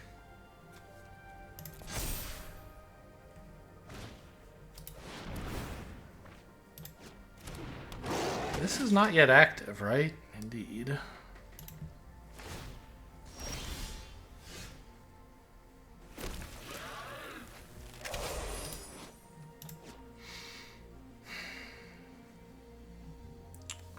So I can tractor beam one of them and vote out the other and kill them.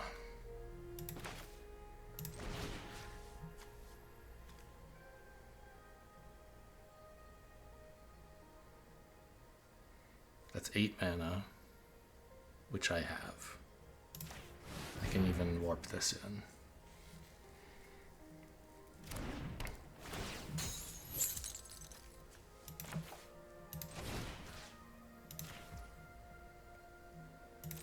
I think I could have squeezed this in as well, actually, now that I look at it.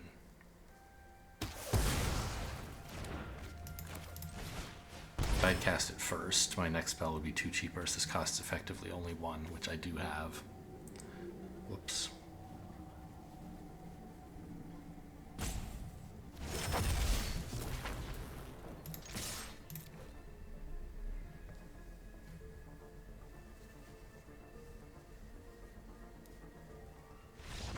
It's 13, even if you kill the 3-1, you're dead. Alright, well, we won against... Opponents have had some pretty powerful, like, value cards, right? The End Stone just draws 1,000,000 cards, and that other guy who had the draw 7.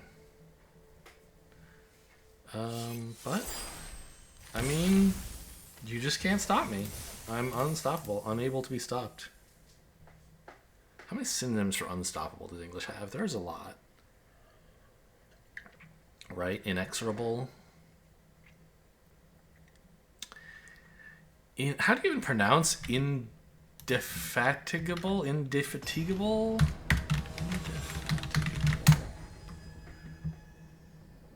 Which means like untiring. Incapable of being fatigued. Indefatigable. Okay. Well, this seems fine. I've got early spells, and I've got a lander to go get my black. Sure.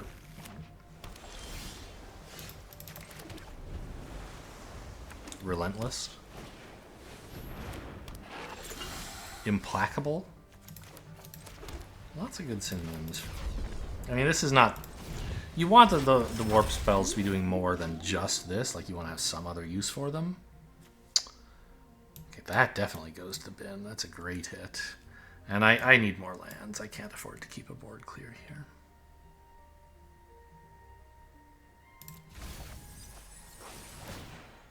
You want to be like stationing with this or something if you can, but I can't at the moment. So what is this?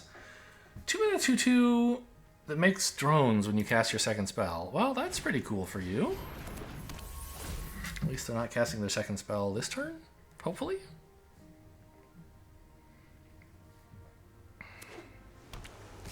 Oh, I found another source of my colors, by the way.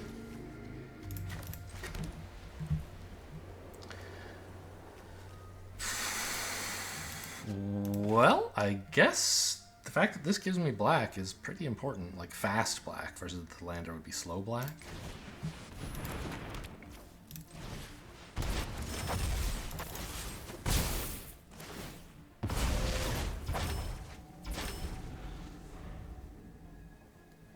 Not feeling great this game, though.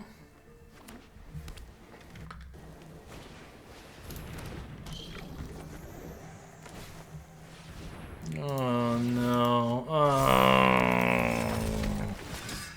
Stop!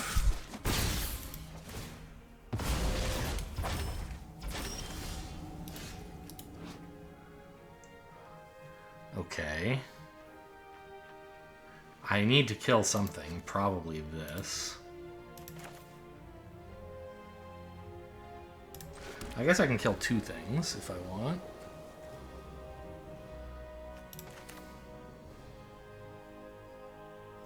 I don't think that's that great an idea, though. Well, this is a... this is just too many drones. Get out of here. It's exiled. Take that.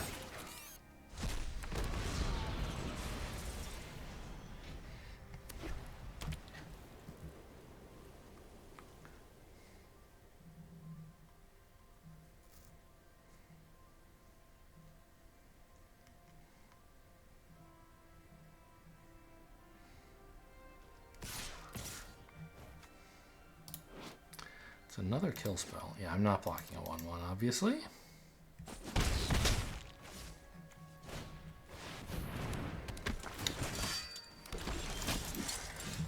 Okay, swamp is nice, I think. Alright, so here's my little joke. I think we're going to tractor beam their 3/2.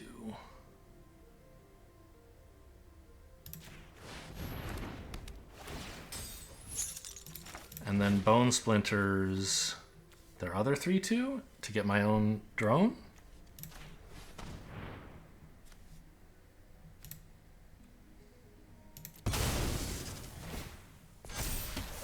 Oh, this isn't the one to make drones. Whoops.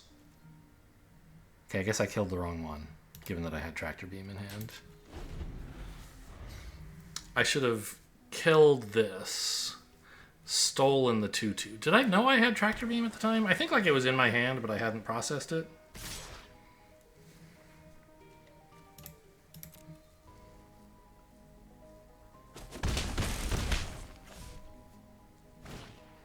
Yeah, so that... oh, boy. Oh, boy. We are in trouble, guys. I'm killing all the creatures that have actual useful effects, and I stole the only one that doesn't. Very funny.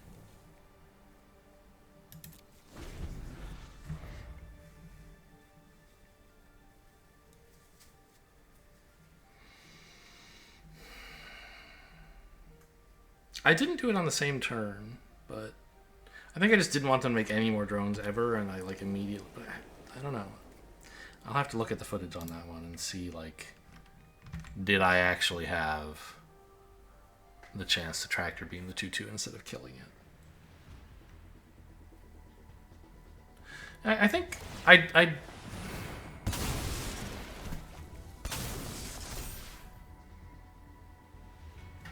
don't know.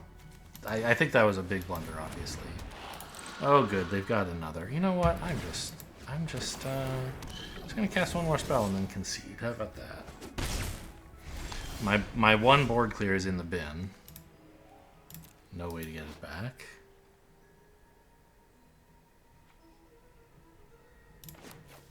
Sacrifice creature. Take that.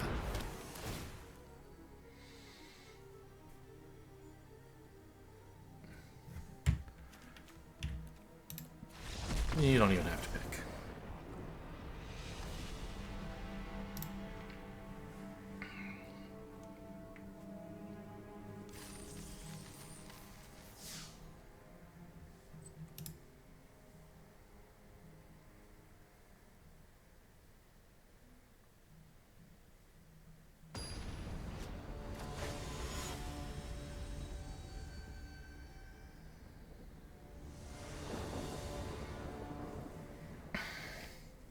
No big deal, frankly. That's what I choose to believe that name means. This is not the greatest hand, but it seems pretty good. Got all 3 colors and some 3 mana plays. I wish it had some 2 mana plays, but you can't have everything.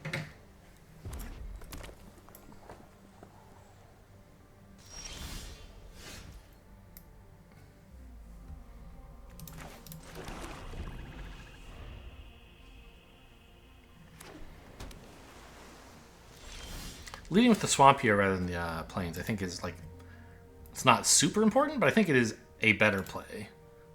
Because blue-black looks like more controlling colors than blue-white, and that may encourage them to play around a counterspell, which I don't actually have, is my thinking.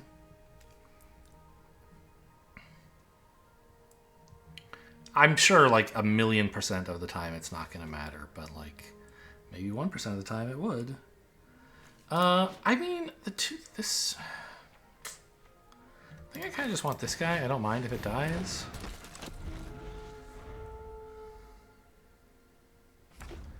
And I don't mind if it lives either. It would be nice to draw an artifact I'm happier to discard as well. What are you? Oh, this guy. The 4/5 flying haste warp. Yeah, that's good. Deals 1 damage, which was just perfect for this. But I get a 2/2 out of the deal. I'm not too unhappy. Oh, this is an artifact I'm happy enough to discard, I guess. I don't want to pitch lands because I'd like to hit 6.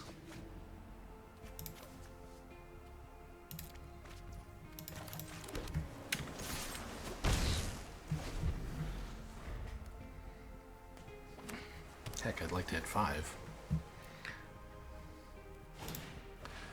I guess in principle I might want to do this in upkeep, so I'll put a stop in there. What is this? Artifacts make drones.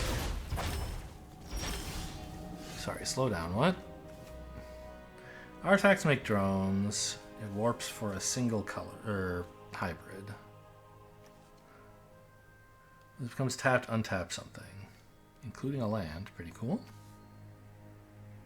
Yeah, no reason to do this in upkeep now that I look at it. Just checking. Ooh, what are you? Tap something, draw a card.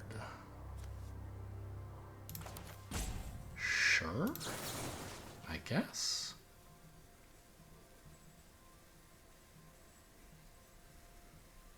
I'd like to hit a land.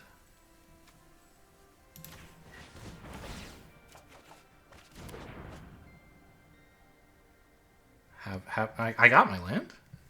Have your mana back if you want it, I assume.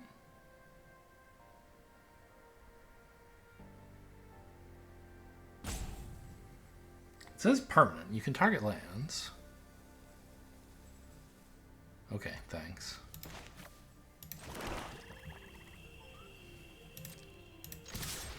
And I'll just hold up the removal here.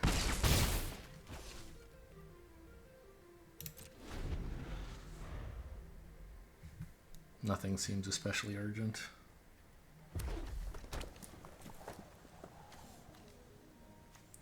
When you cast an artifact spell, not when one enters, So if this enters, there's no window where I could bounce it before they cast an artifact spell, if that's what they wanted to do.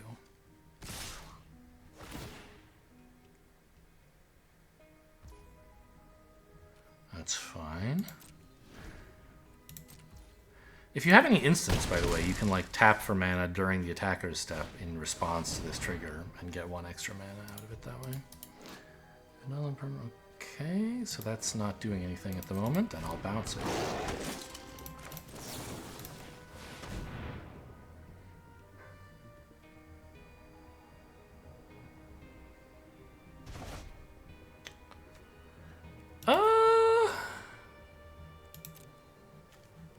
That's fine, but it's not good, right?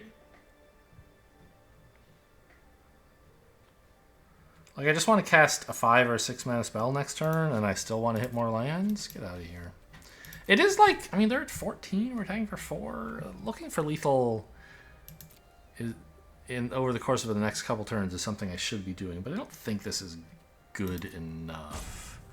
What could I do if I drew this? I could, like, bounce their drone, make my own drone or something. It doesn't seem that exciting. Okay. Well, while they're tapped out, we're going to get down the big 6-mana Sliver Factory.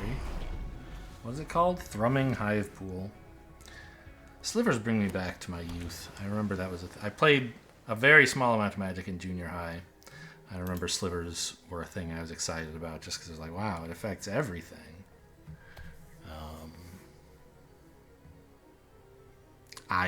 Who knows whether any of it was playable at the time. I was not nearly into the scene. It was just like learning what Magic was. This would be back in, let's see, like 98 or 99 probably.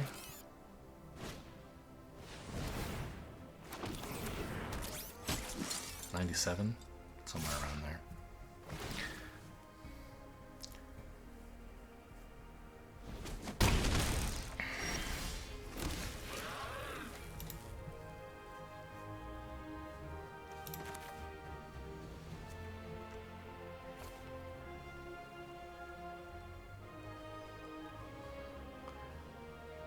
Yeah.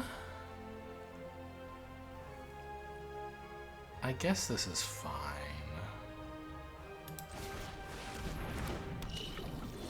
Island on top, okay.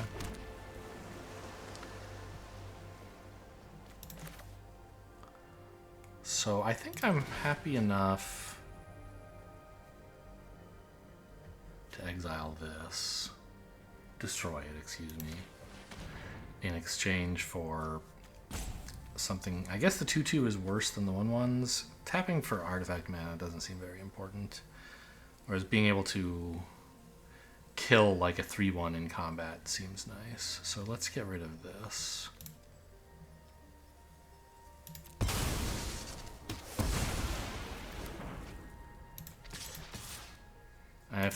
No, I don't want to make this trade. Yeah, okay.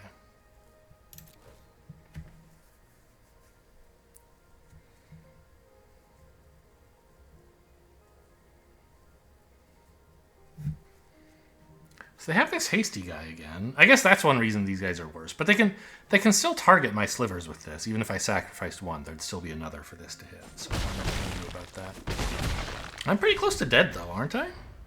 No, I just have to chump this guy, I guess.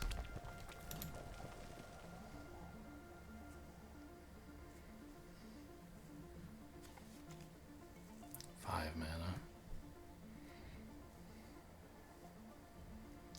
Really, really scary card. If they could like kill this for 2 and then cast this, I think I'd be dead. 4, 5, 6, 7. No. I think 7. Slow it down.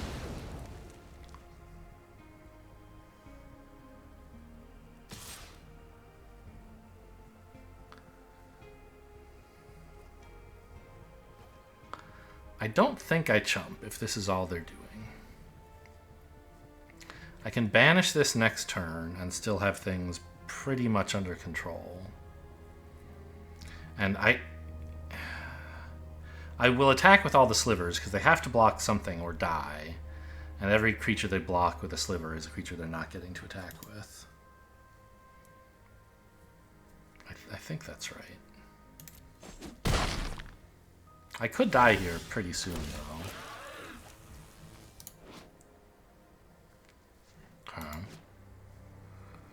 So do we have lethal?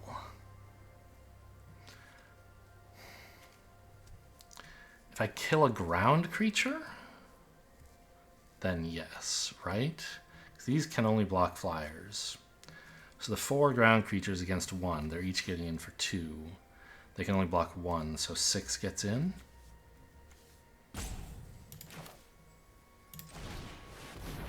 They don't seem to have any instance. So let's just go for it.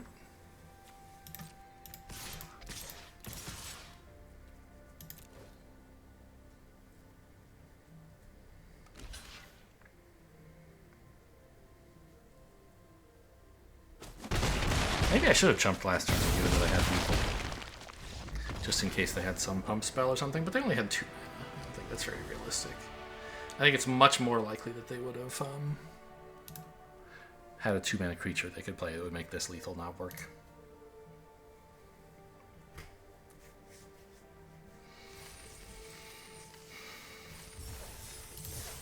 Alright, well, we're on a roll. 4 wins.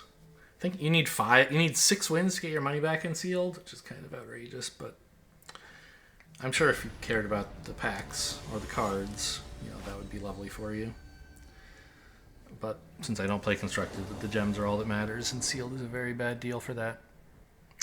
This hand is quite bad, I think. Turn 3 scroll, and then if I'm lucky, I get to play this on 5. On 4, rather. I don't think you keep that. You gotta have more to do than this, right?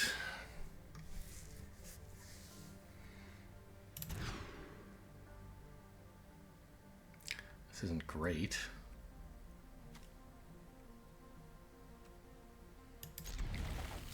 But I think you have to.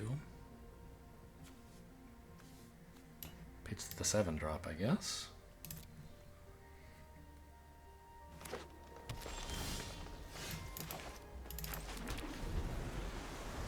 But this says you actually have to have an artifact creature to tap. You can't just cycle this for 1 on your turn.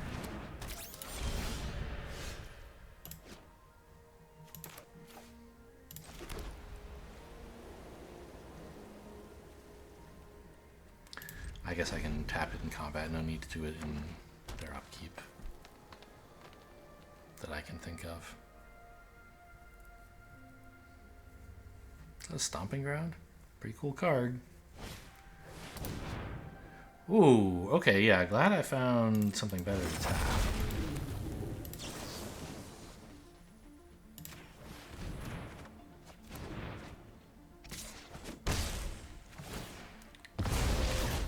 Or rather, glad I waited in case there was something interesting to tap. Okay. Well. I mean, this isn't the creature I'm hoping to Banishing Light, but I do think I should do it, right?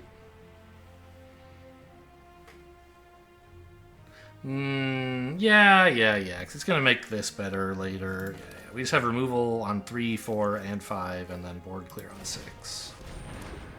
Just stay alive.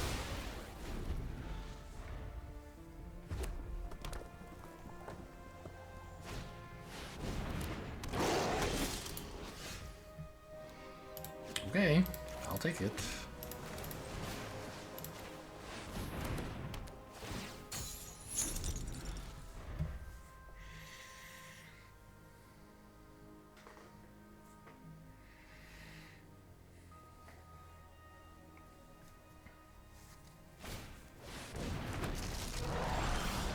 A 4/4.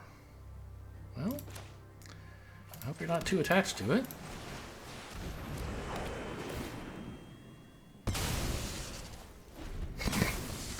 Oh, Esper. What a joke. Alright, very funny. This is a 1/1 menace. Enjoy.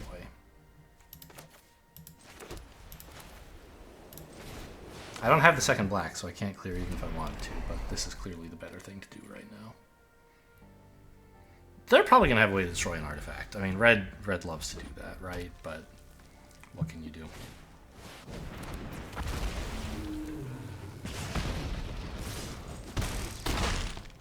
Ow. Swamp would be nice. Thank you. So, do we want to do 4 damage or put 2 charge counters on this? Oh, excuse me, 8 damage? Oh.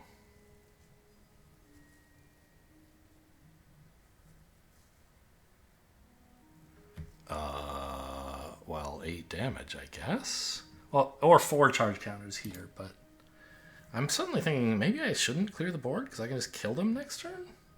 But I think that's foolish. Well, maybe it's not foolish, right? It's only when it, when it enters. Because if I clear the board, I'm losing this, which makes my slivers worse, right? These 2/1 double strikers are crazy. Having 4 of them next turn, kind of cool. I think I'm okay getting hit for 5 if it means I threaten to do that.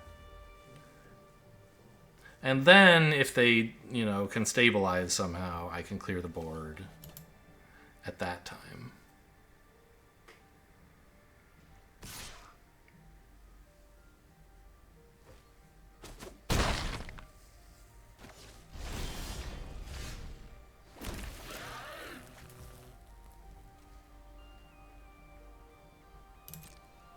Okay, I mean, they have to have something or they're dead.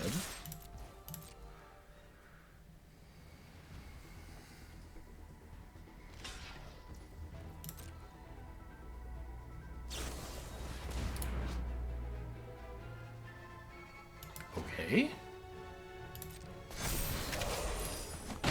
That's like the worst play you could have made, I think. Like, if you untapped this to try to block with it, that would be pretty cool.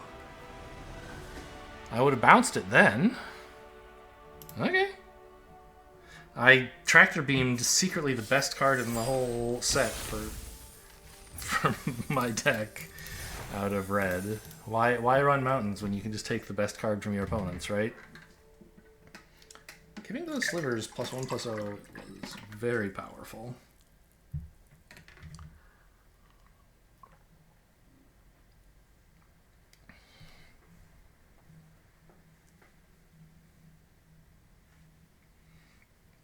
I mean, I haven't played for like 2 weeks, so I guess my matchmaking ratings in the toilet is maybe part of why I'm doing so well.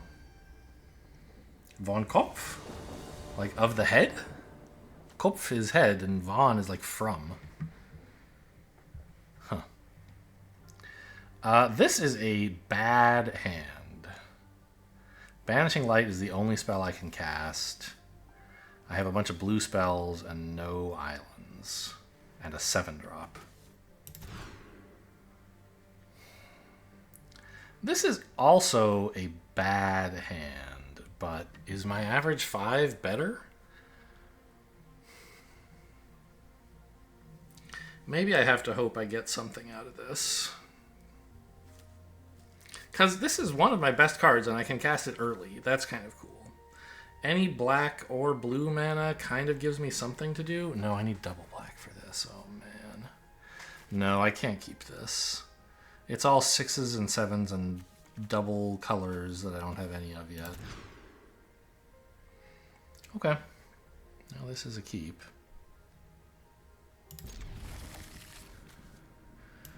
I guess we pitch Vote Out and... this, because I'm not going to be casting the second spell. No, it's just a better... It's just better than this Monoist, really. Oh, my... The order really is never going to matter, but like, oh, if I ever get to the bottom of my deck, do I want creature and then removal, or removal then creature? Creature on the bottom does nothing. Creature here, maybe I play creature, remove their thing, swing for lethal.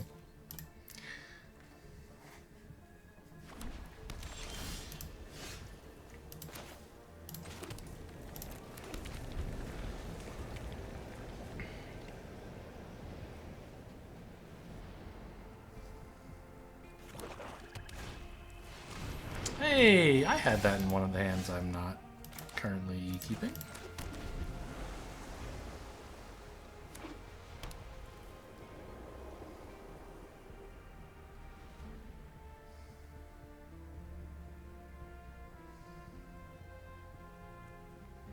So if a spell costs 2 less... So if I cast this, on the next turn I can pay 3 plus 1 to play 2 3-drops. What the hell?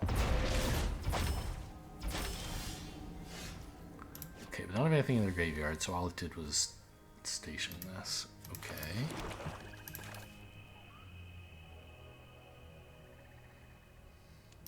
The draw and discard is very nice right now. But I think... Well, no, it is better to do this now. Because I can still cast this and then, like, Banishing Light for 1. Yeah, okay. Let's get the draw and discard to make sure I can hit a land. And I did not. Okay, pitch the 7-drop.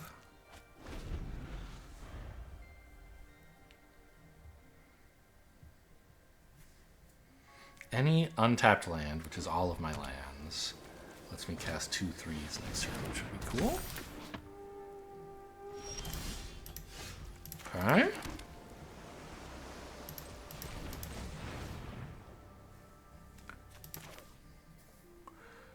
So I think I banished the spacecraft, right?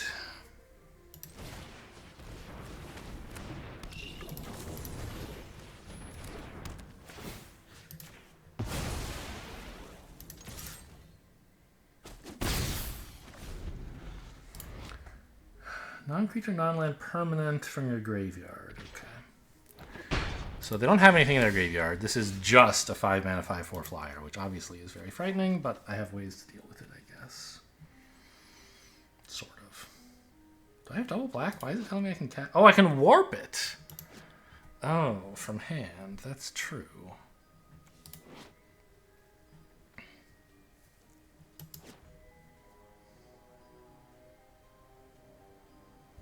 And then this would cost just 3, wouldn't it? Okay. This is, I'm actually casting this to get a discount.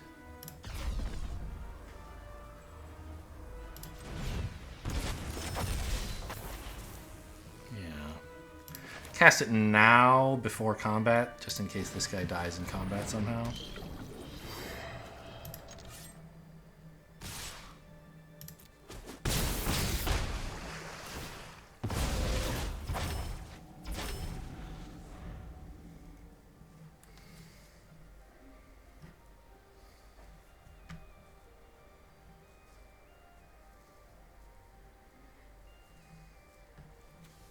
This isn't instant. Okay, what is this?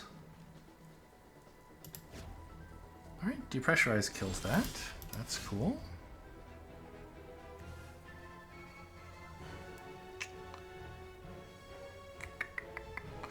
I guess no, I don't have enough black to cast all of this. I can only cast one of these two. So I probably want to bounce the token and leave this alone. Well, in that case, maybe I should depressurize the token and leave the bounce up for later.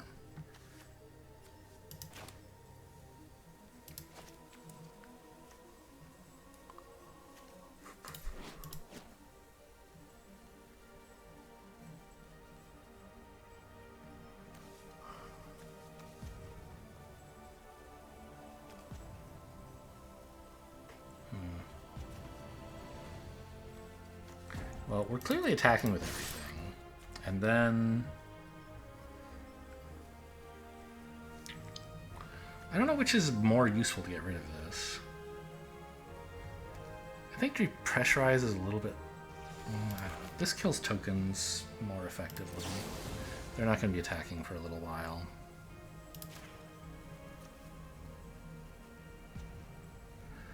Yeah, and I could try to get them to block and then bounce the equipment, but then they just get the equipment back, right? They get another token.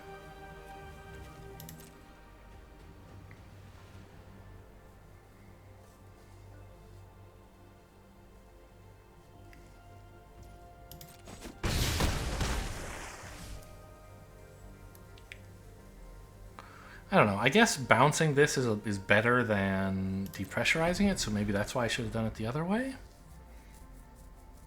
We're doing a lot for a 5-card hand.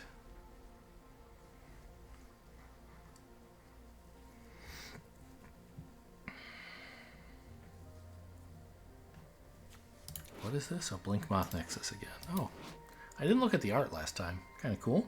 Some sort of nebula thing.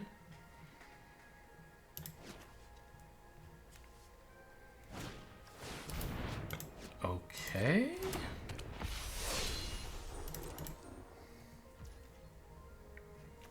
So depressurizing this just replaces it with a different blocker, so that seems bad. And depressurizing this doesn't do anything.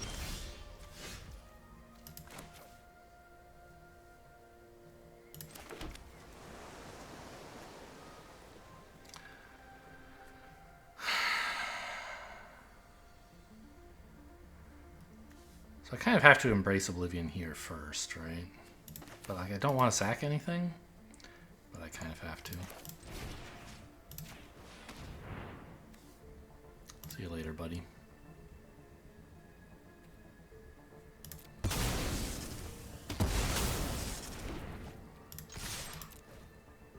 Got a chump.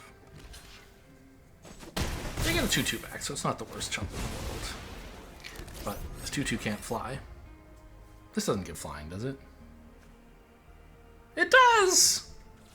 That's why... No, these were both flying already. Okay. But I may be able to depressurize to kill off a flyer. Also, I can get this in if depressurize looks bad. There's no way they're going to be able to equip this. They have too much other stuff to do. Well, they can play a land, equip here, animate Nexus, I guess. They have 2 flyers then. Obviously they would animate Nexus on my turn, not theirs.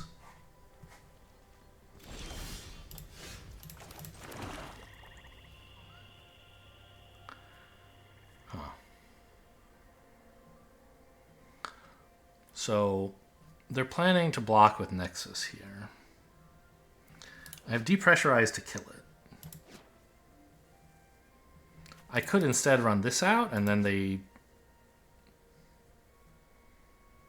would live, so that seems bad. All right, let's attack.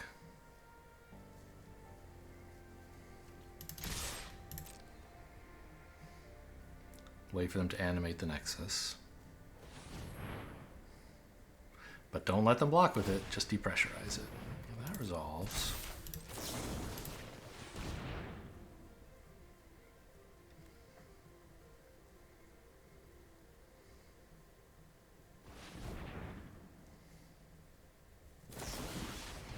Okay. They found something to do.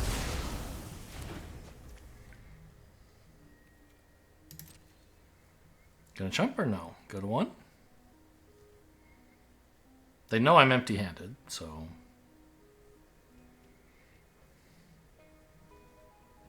Now the thing that lets me see the top of my library is gone now, right? Yeah, it was this one. Okay. They're gonna go to 1. Sure.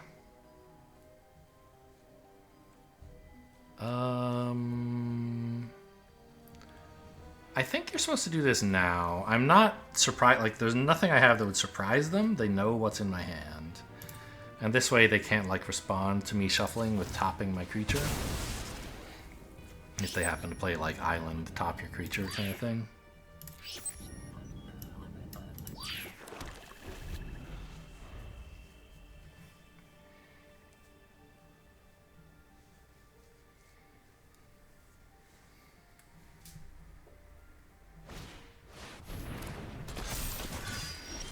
What is this?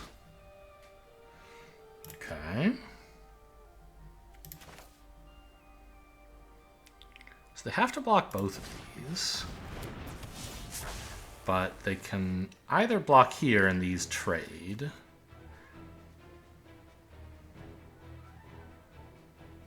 And they lose both their creatures. I don't know. I mean, it's your problem, buddy. I think, because blocking here doesn't really do anything. Yeah, I don't know. I'm okay with whatever you want to do.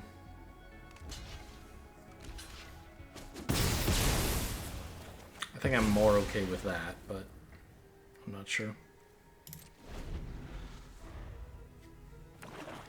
I mean, if they play a creature, I can't kill them, even though they're at 1.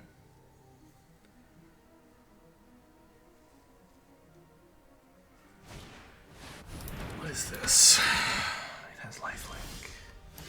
No.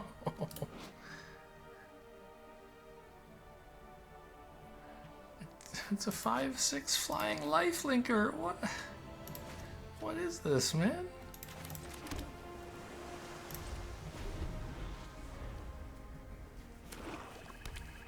Go to 1, play a 5/6 flying lifelinker. What a sick game.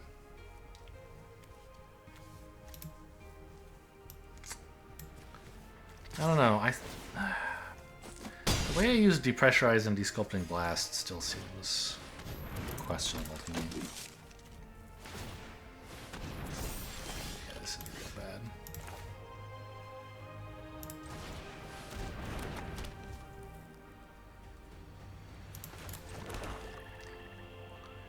I'm not dead.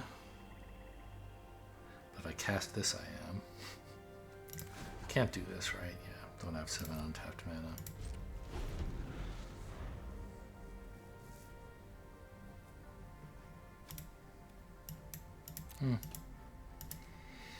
Yeah, powerful stuff over there.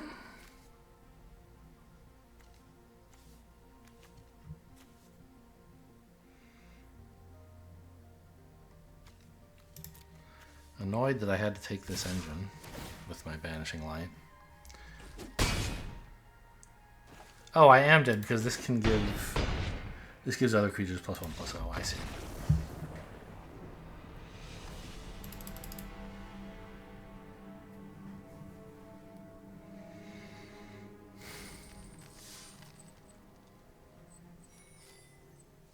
Alright. Final game to get my money back.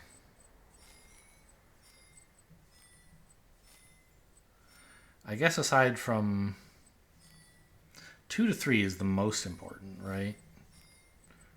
Yeah. And then other than that, this is next important. 5 to 6 in terms of the marginal gem income.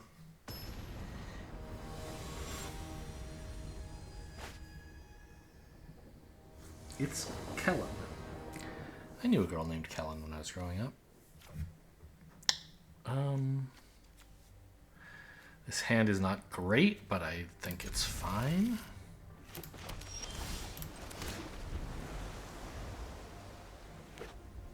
Don't appreciate the second planes.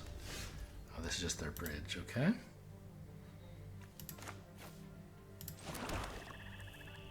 Oh yeah, I could warp this. Do I want to?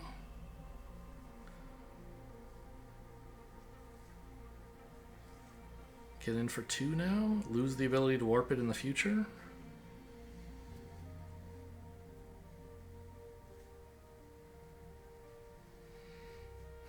I'd lose the ability to do this as well, which I think is more important. Plus this way it looks like I'm holding up a counterspell. What is this? Draw a card. Yeah, I mean that's fine, I guess. It's a powerful card. It's good to know they have it. Need a way to deal with it. But not until 5 mana, which is coming up pretty soon, isn't it? Hello? Where's all my black mana?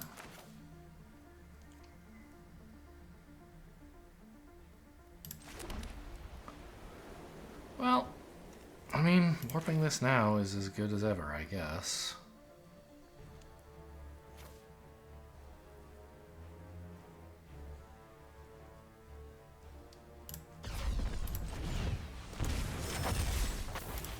Oh, I forgot it costs 2 life, even when I warp it from hand.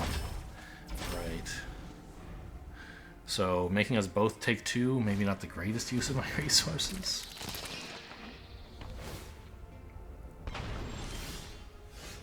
what's happening there? It got tapped because they played another bridge. Okay, very funny. Void, end of turn, put a counter. Okay, I mean, I could tractor beam it. I think I want to tractor beam this, though.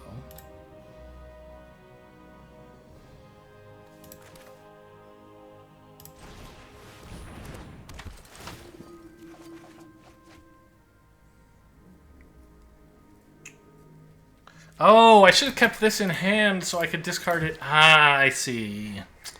I see. Well, I'd like to keep this, I think.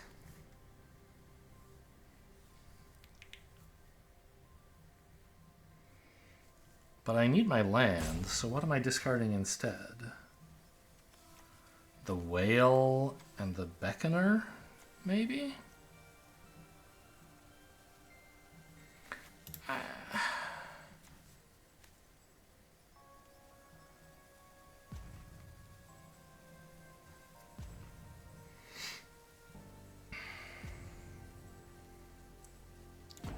Yeah, I guess.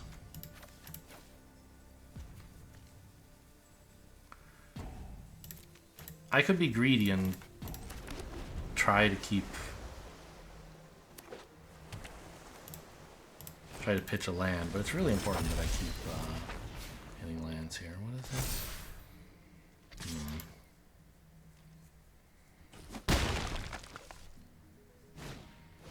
I'm gonna wait until they're almost out of cards to play this, I guess. Makes sense.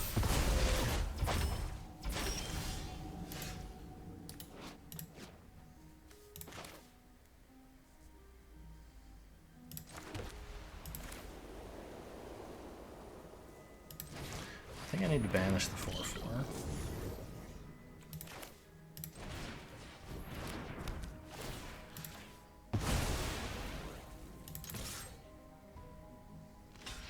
Okay.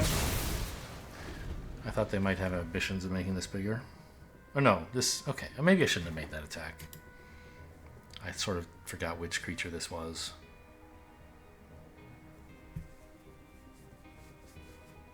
I thought it was the one that gets counters or something.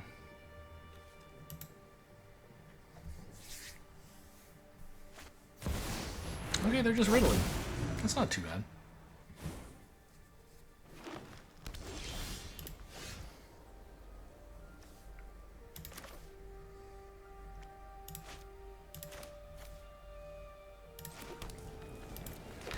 I can just take that. Not that, like, I mean, this ability isn't happening yet, but it's close for both of us. And it gets the 4/6 off the field. Like, if I draw a land, I can play land this and then start drawing 2 cards per turn, thanks to the Riddler effect. If they let me keep it anyway.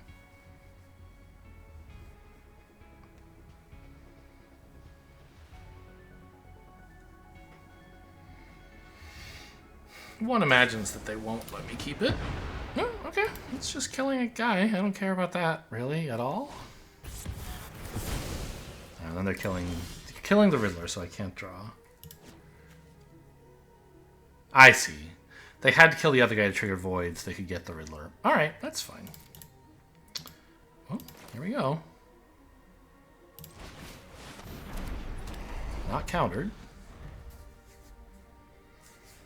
There's ways to destroy artifacts, for sure. Blue won't have them, but green might. And of course they could have any old color. Who knows what's in there? Certainly black. We've seen a couple black spells. No, I'm not feeling so bad about this game. What are you? You're a robot soldier. You're a 3/4. Alright, well, it doesn't really matter what you are at the moment. Because I'm going to make you sacrifice this.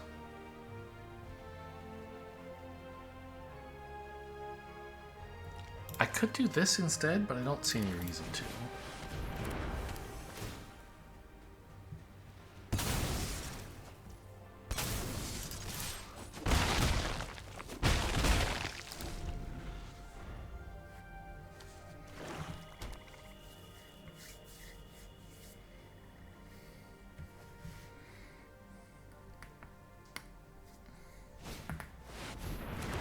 What is this? Those creatures are tiny. These creatures are not. Pay 6 to bounce this? I guess. Maybe not.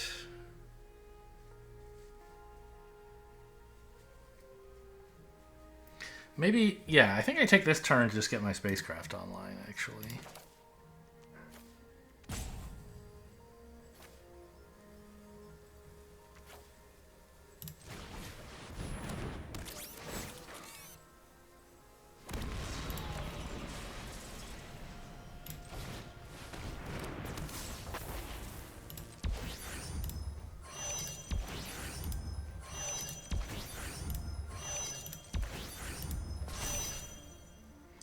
We're not attacking with it, of course. But now this time I won't activate the lander because they don't know what this is. It could be a counter. Before, last time they did know what it was, and so they knew I had nothing. So it was, I think, right to proactively do this.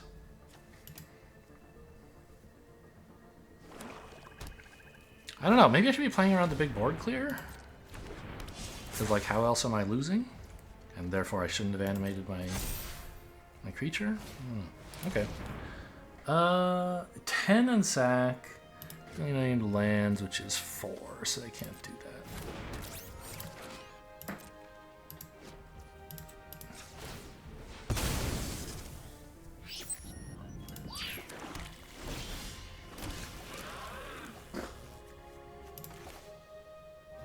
Okay, so we want to bounce.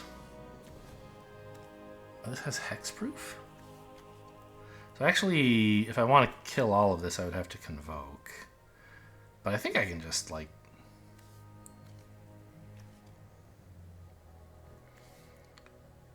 I don't really want to give them the 6/6 back. Surely this is lethal, right? I don't know.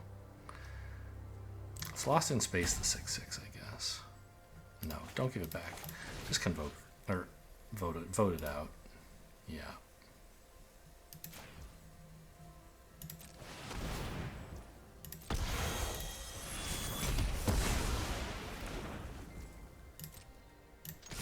This can't be wrong, can it?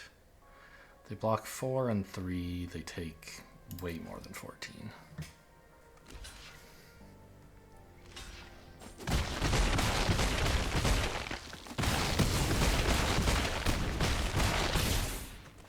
Okay, not way more. 2 more.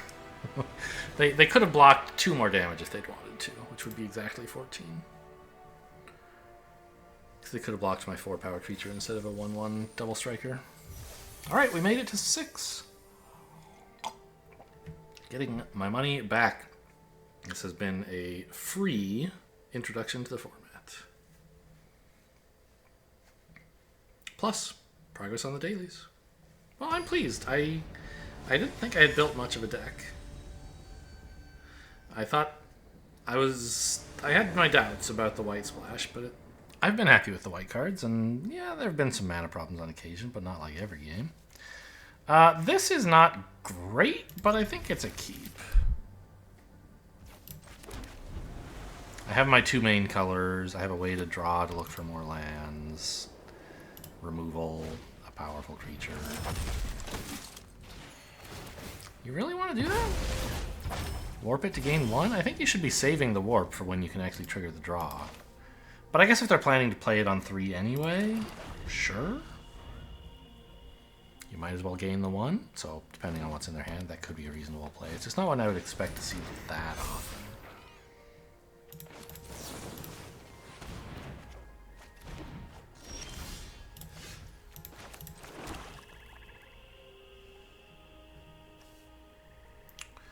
So if I play this, I can get a 5-drop out next turn. Whereas if, oh no, I can't because my land is tapped. Okay, so I think I want to get this out first. Happy to trade it, sort of. I'm not happy, but they get a counter, I get a 2/2. It's not a terrible deal for either of us. Tapped, right? Yeah.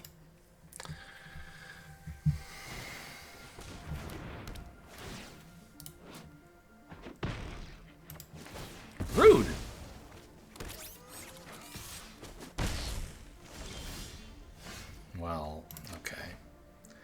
So I have to take blue here, which is fine because this will give me white when I eventually need it. But I have to vote this out because I can't. I don't want them to put its counters on something. I think. So I don't have time to develop the scroll. I think.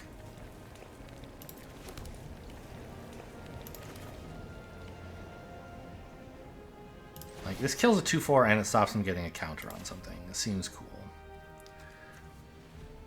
Oh, they missed a land, by the way. Okay.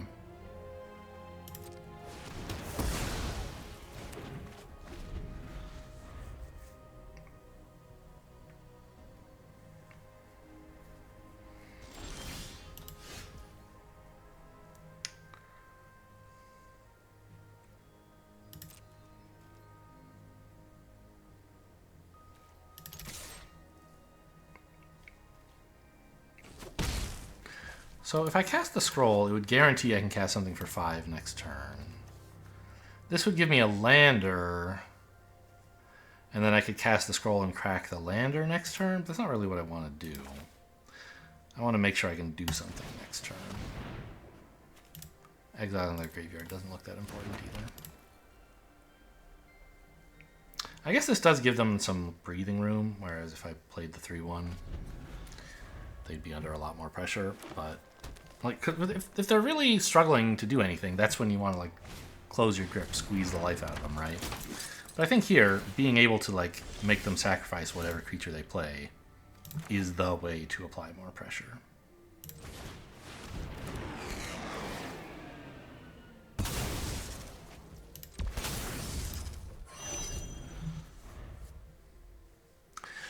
Okay, so something that I just clicked for me is, like, the first time I stationed, I didn't say anything about it, but I was a little bit surprised. I clicked this, and then I clicked a creature, and it stationed. Of course, that's what I wanted. I wanted it to station, right? But, like, it was kind of making me feel weird. Like, why is it that for station, it immediately, like, activates the ability, whereas if you want to crew, it waits until you say submit 1. The reason is because you can crew with multiple creatures at once, whereas station is always one creature. What is this? Okay, they didn't even minus it, huh? Okay, I mean, that makes sense, I guess. Well, oh, whoops, this is better.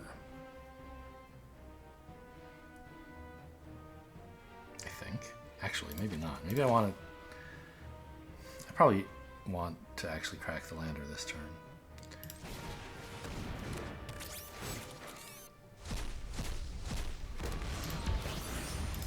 But anyway, since this can only crew with one thing, it immediately, as soon as you click this, there's nothing else it needs to know from you.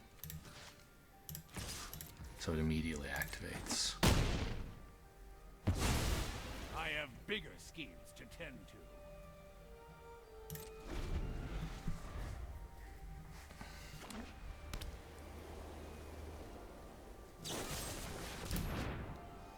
Okay.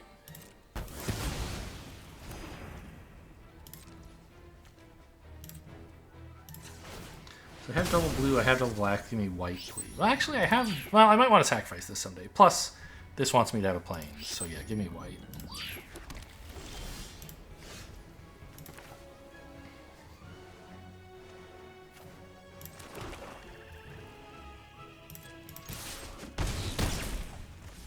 And I think just start this up, right?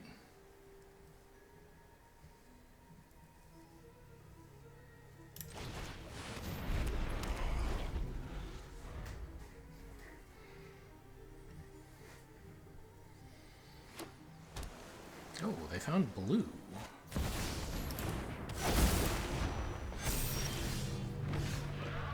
This is a scary creature if it gets out of control, but fortunately today it will not.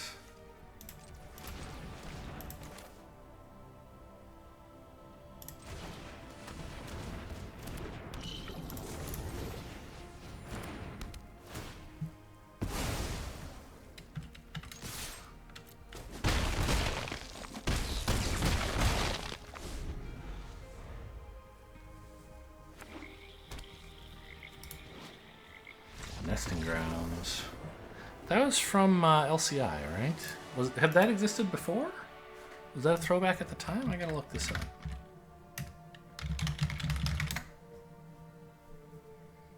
Oh, it was in Fallout? MH... Oh, it wasn't in LCI. It was in MH3. Commander 20, apparently. New Capenna Commander. Huh. Yeah, Commander 2020 apparently is where that was first printed, it looks like to me. And then there were a bunch of prints of it in Fallout. And then MH3. Oh, here's... That's interesting. There's an MH3 printing of it in like an old retro-style border, even though it was never printed as an old card. Weird.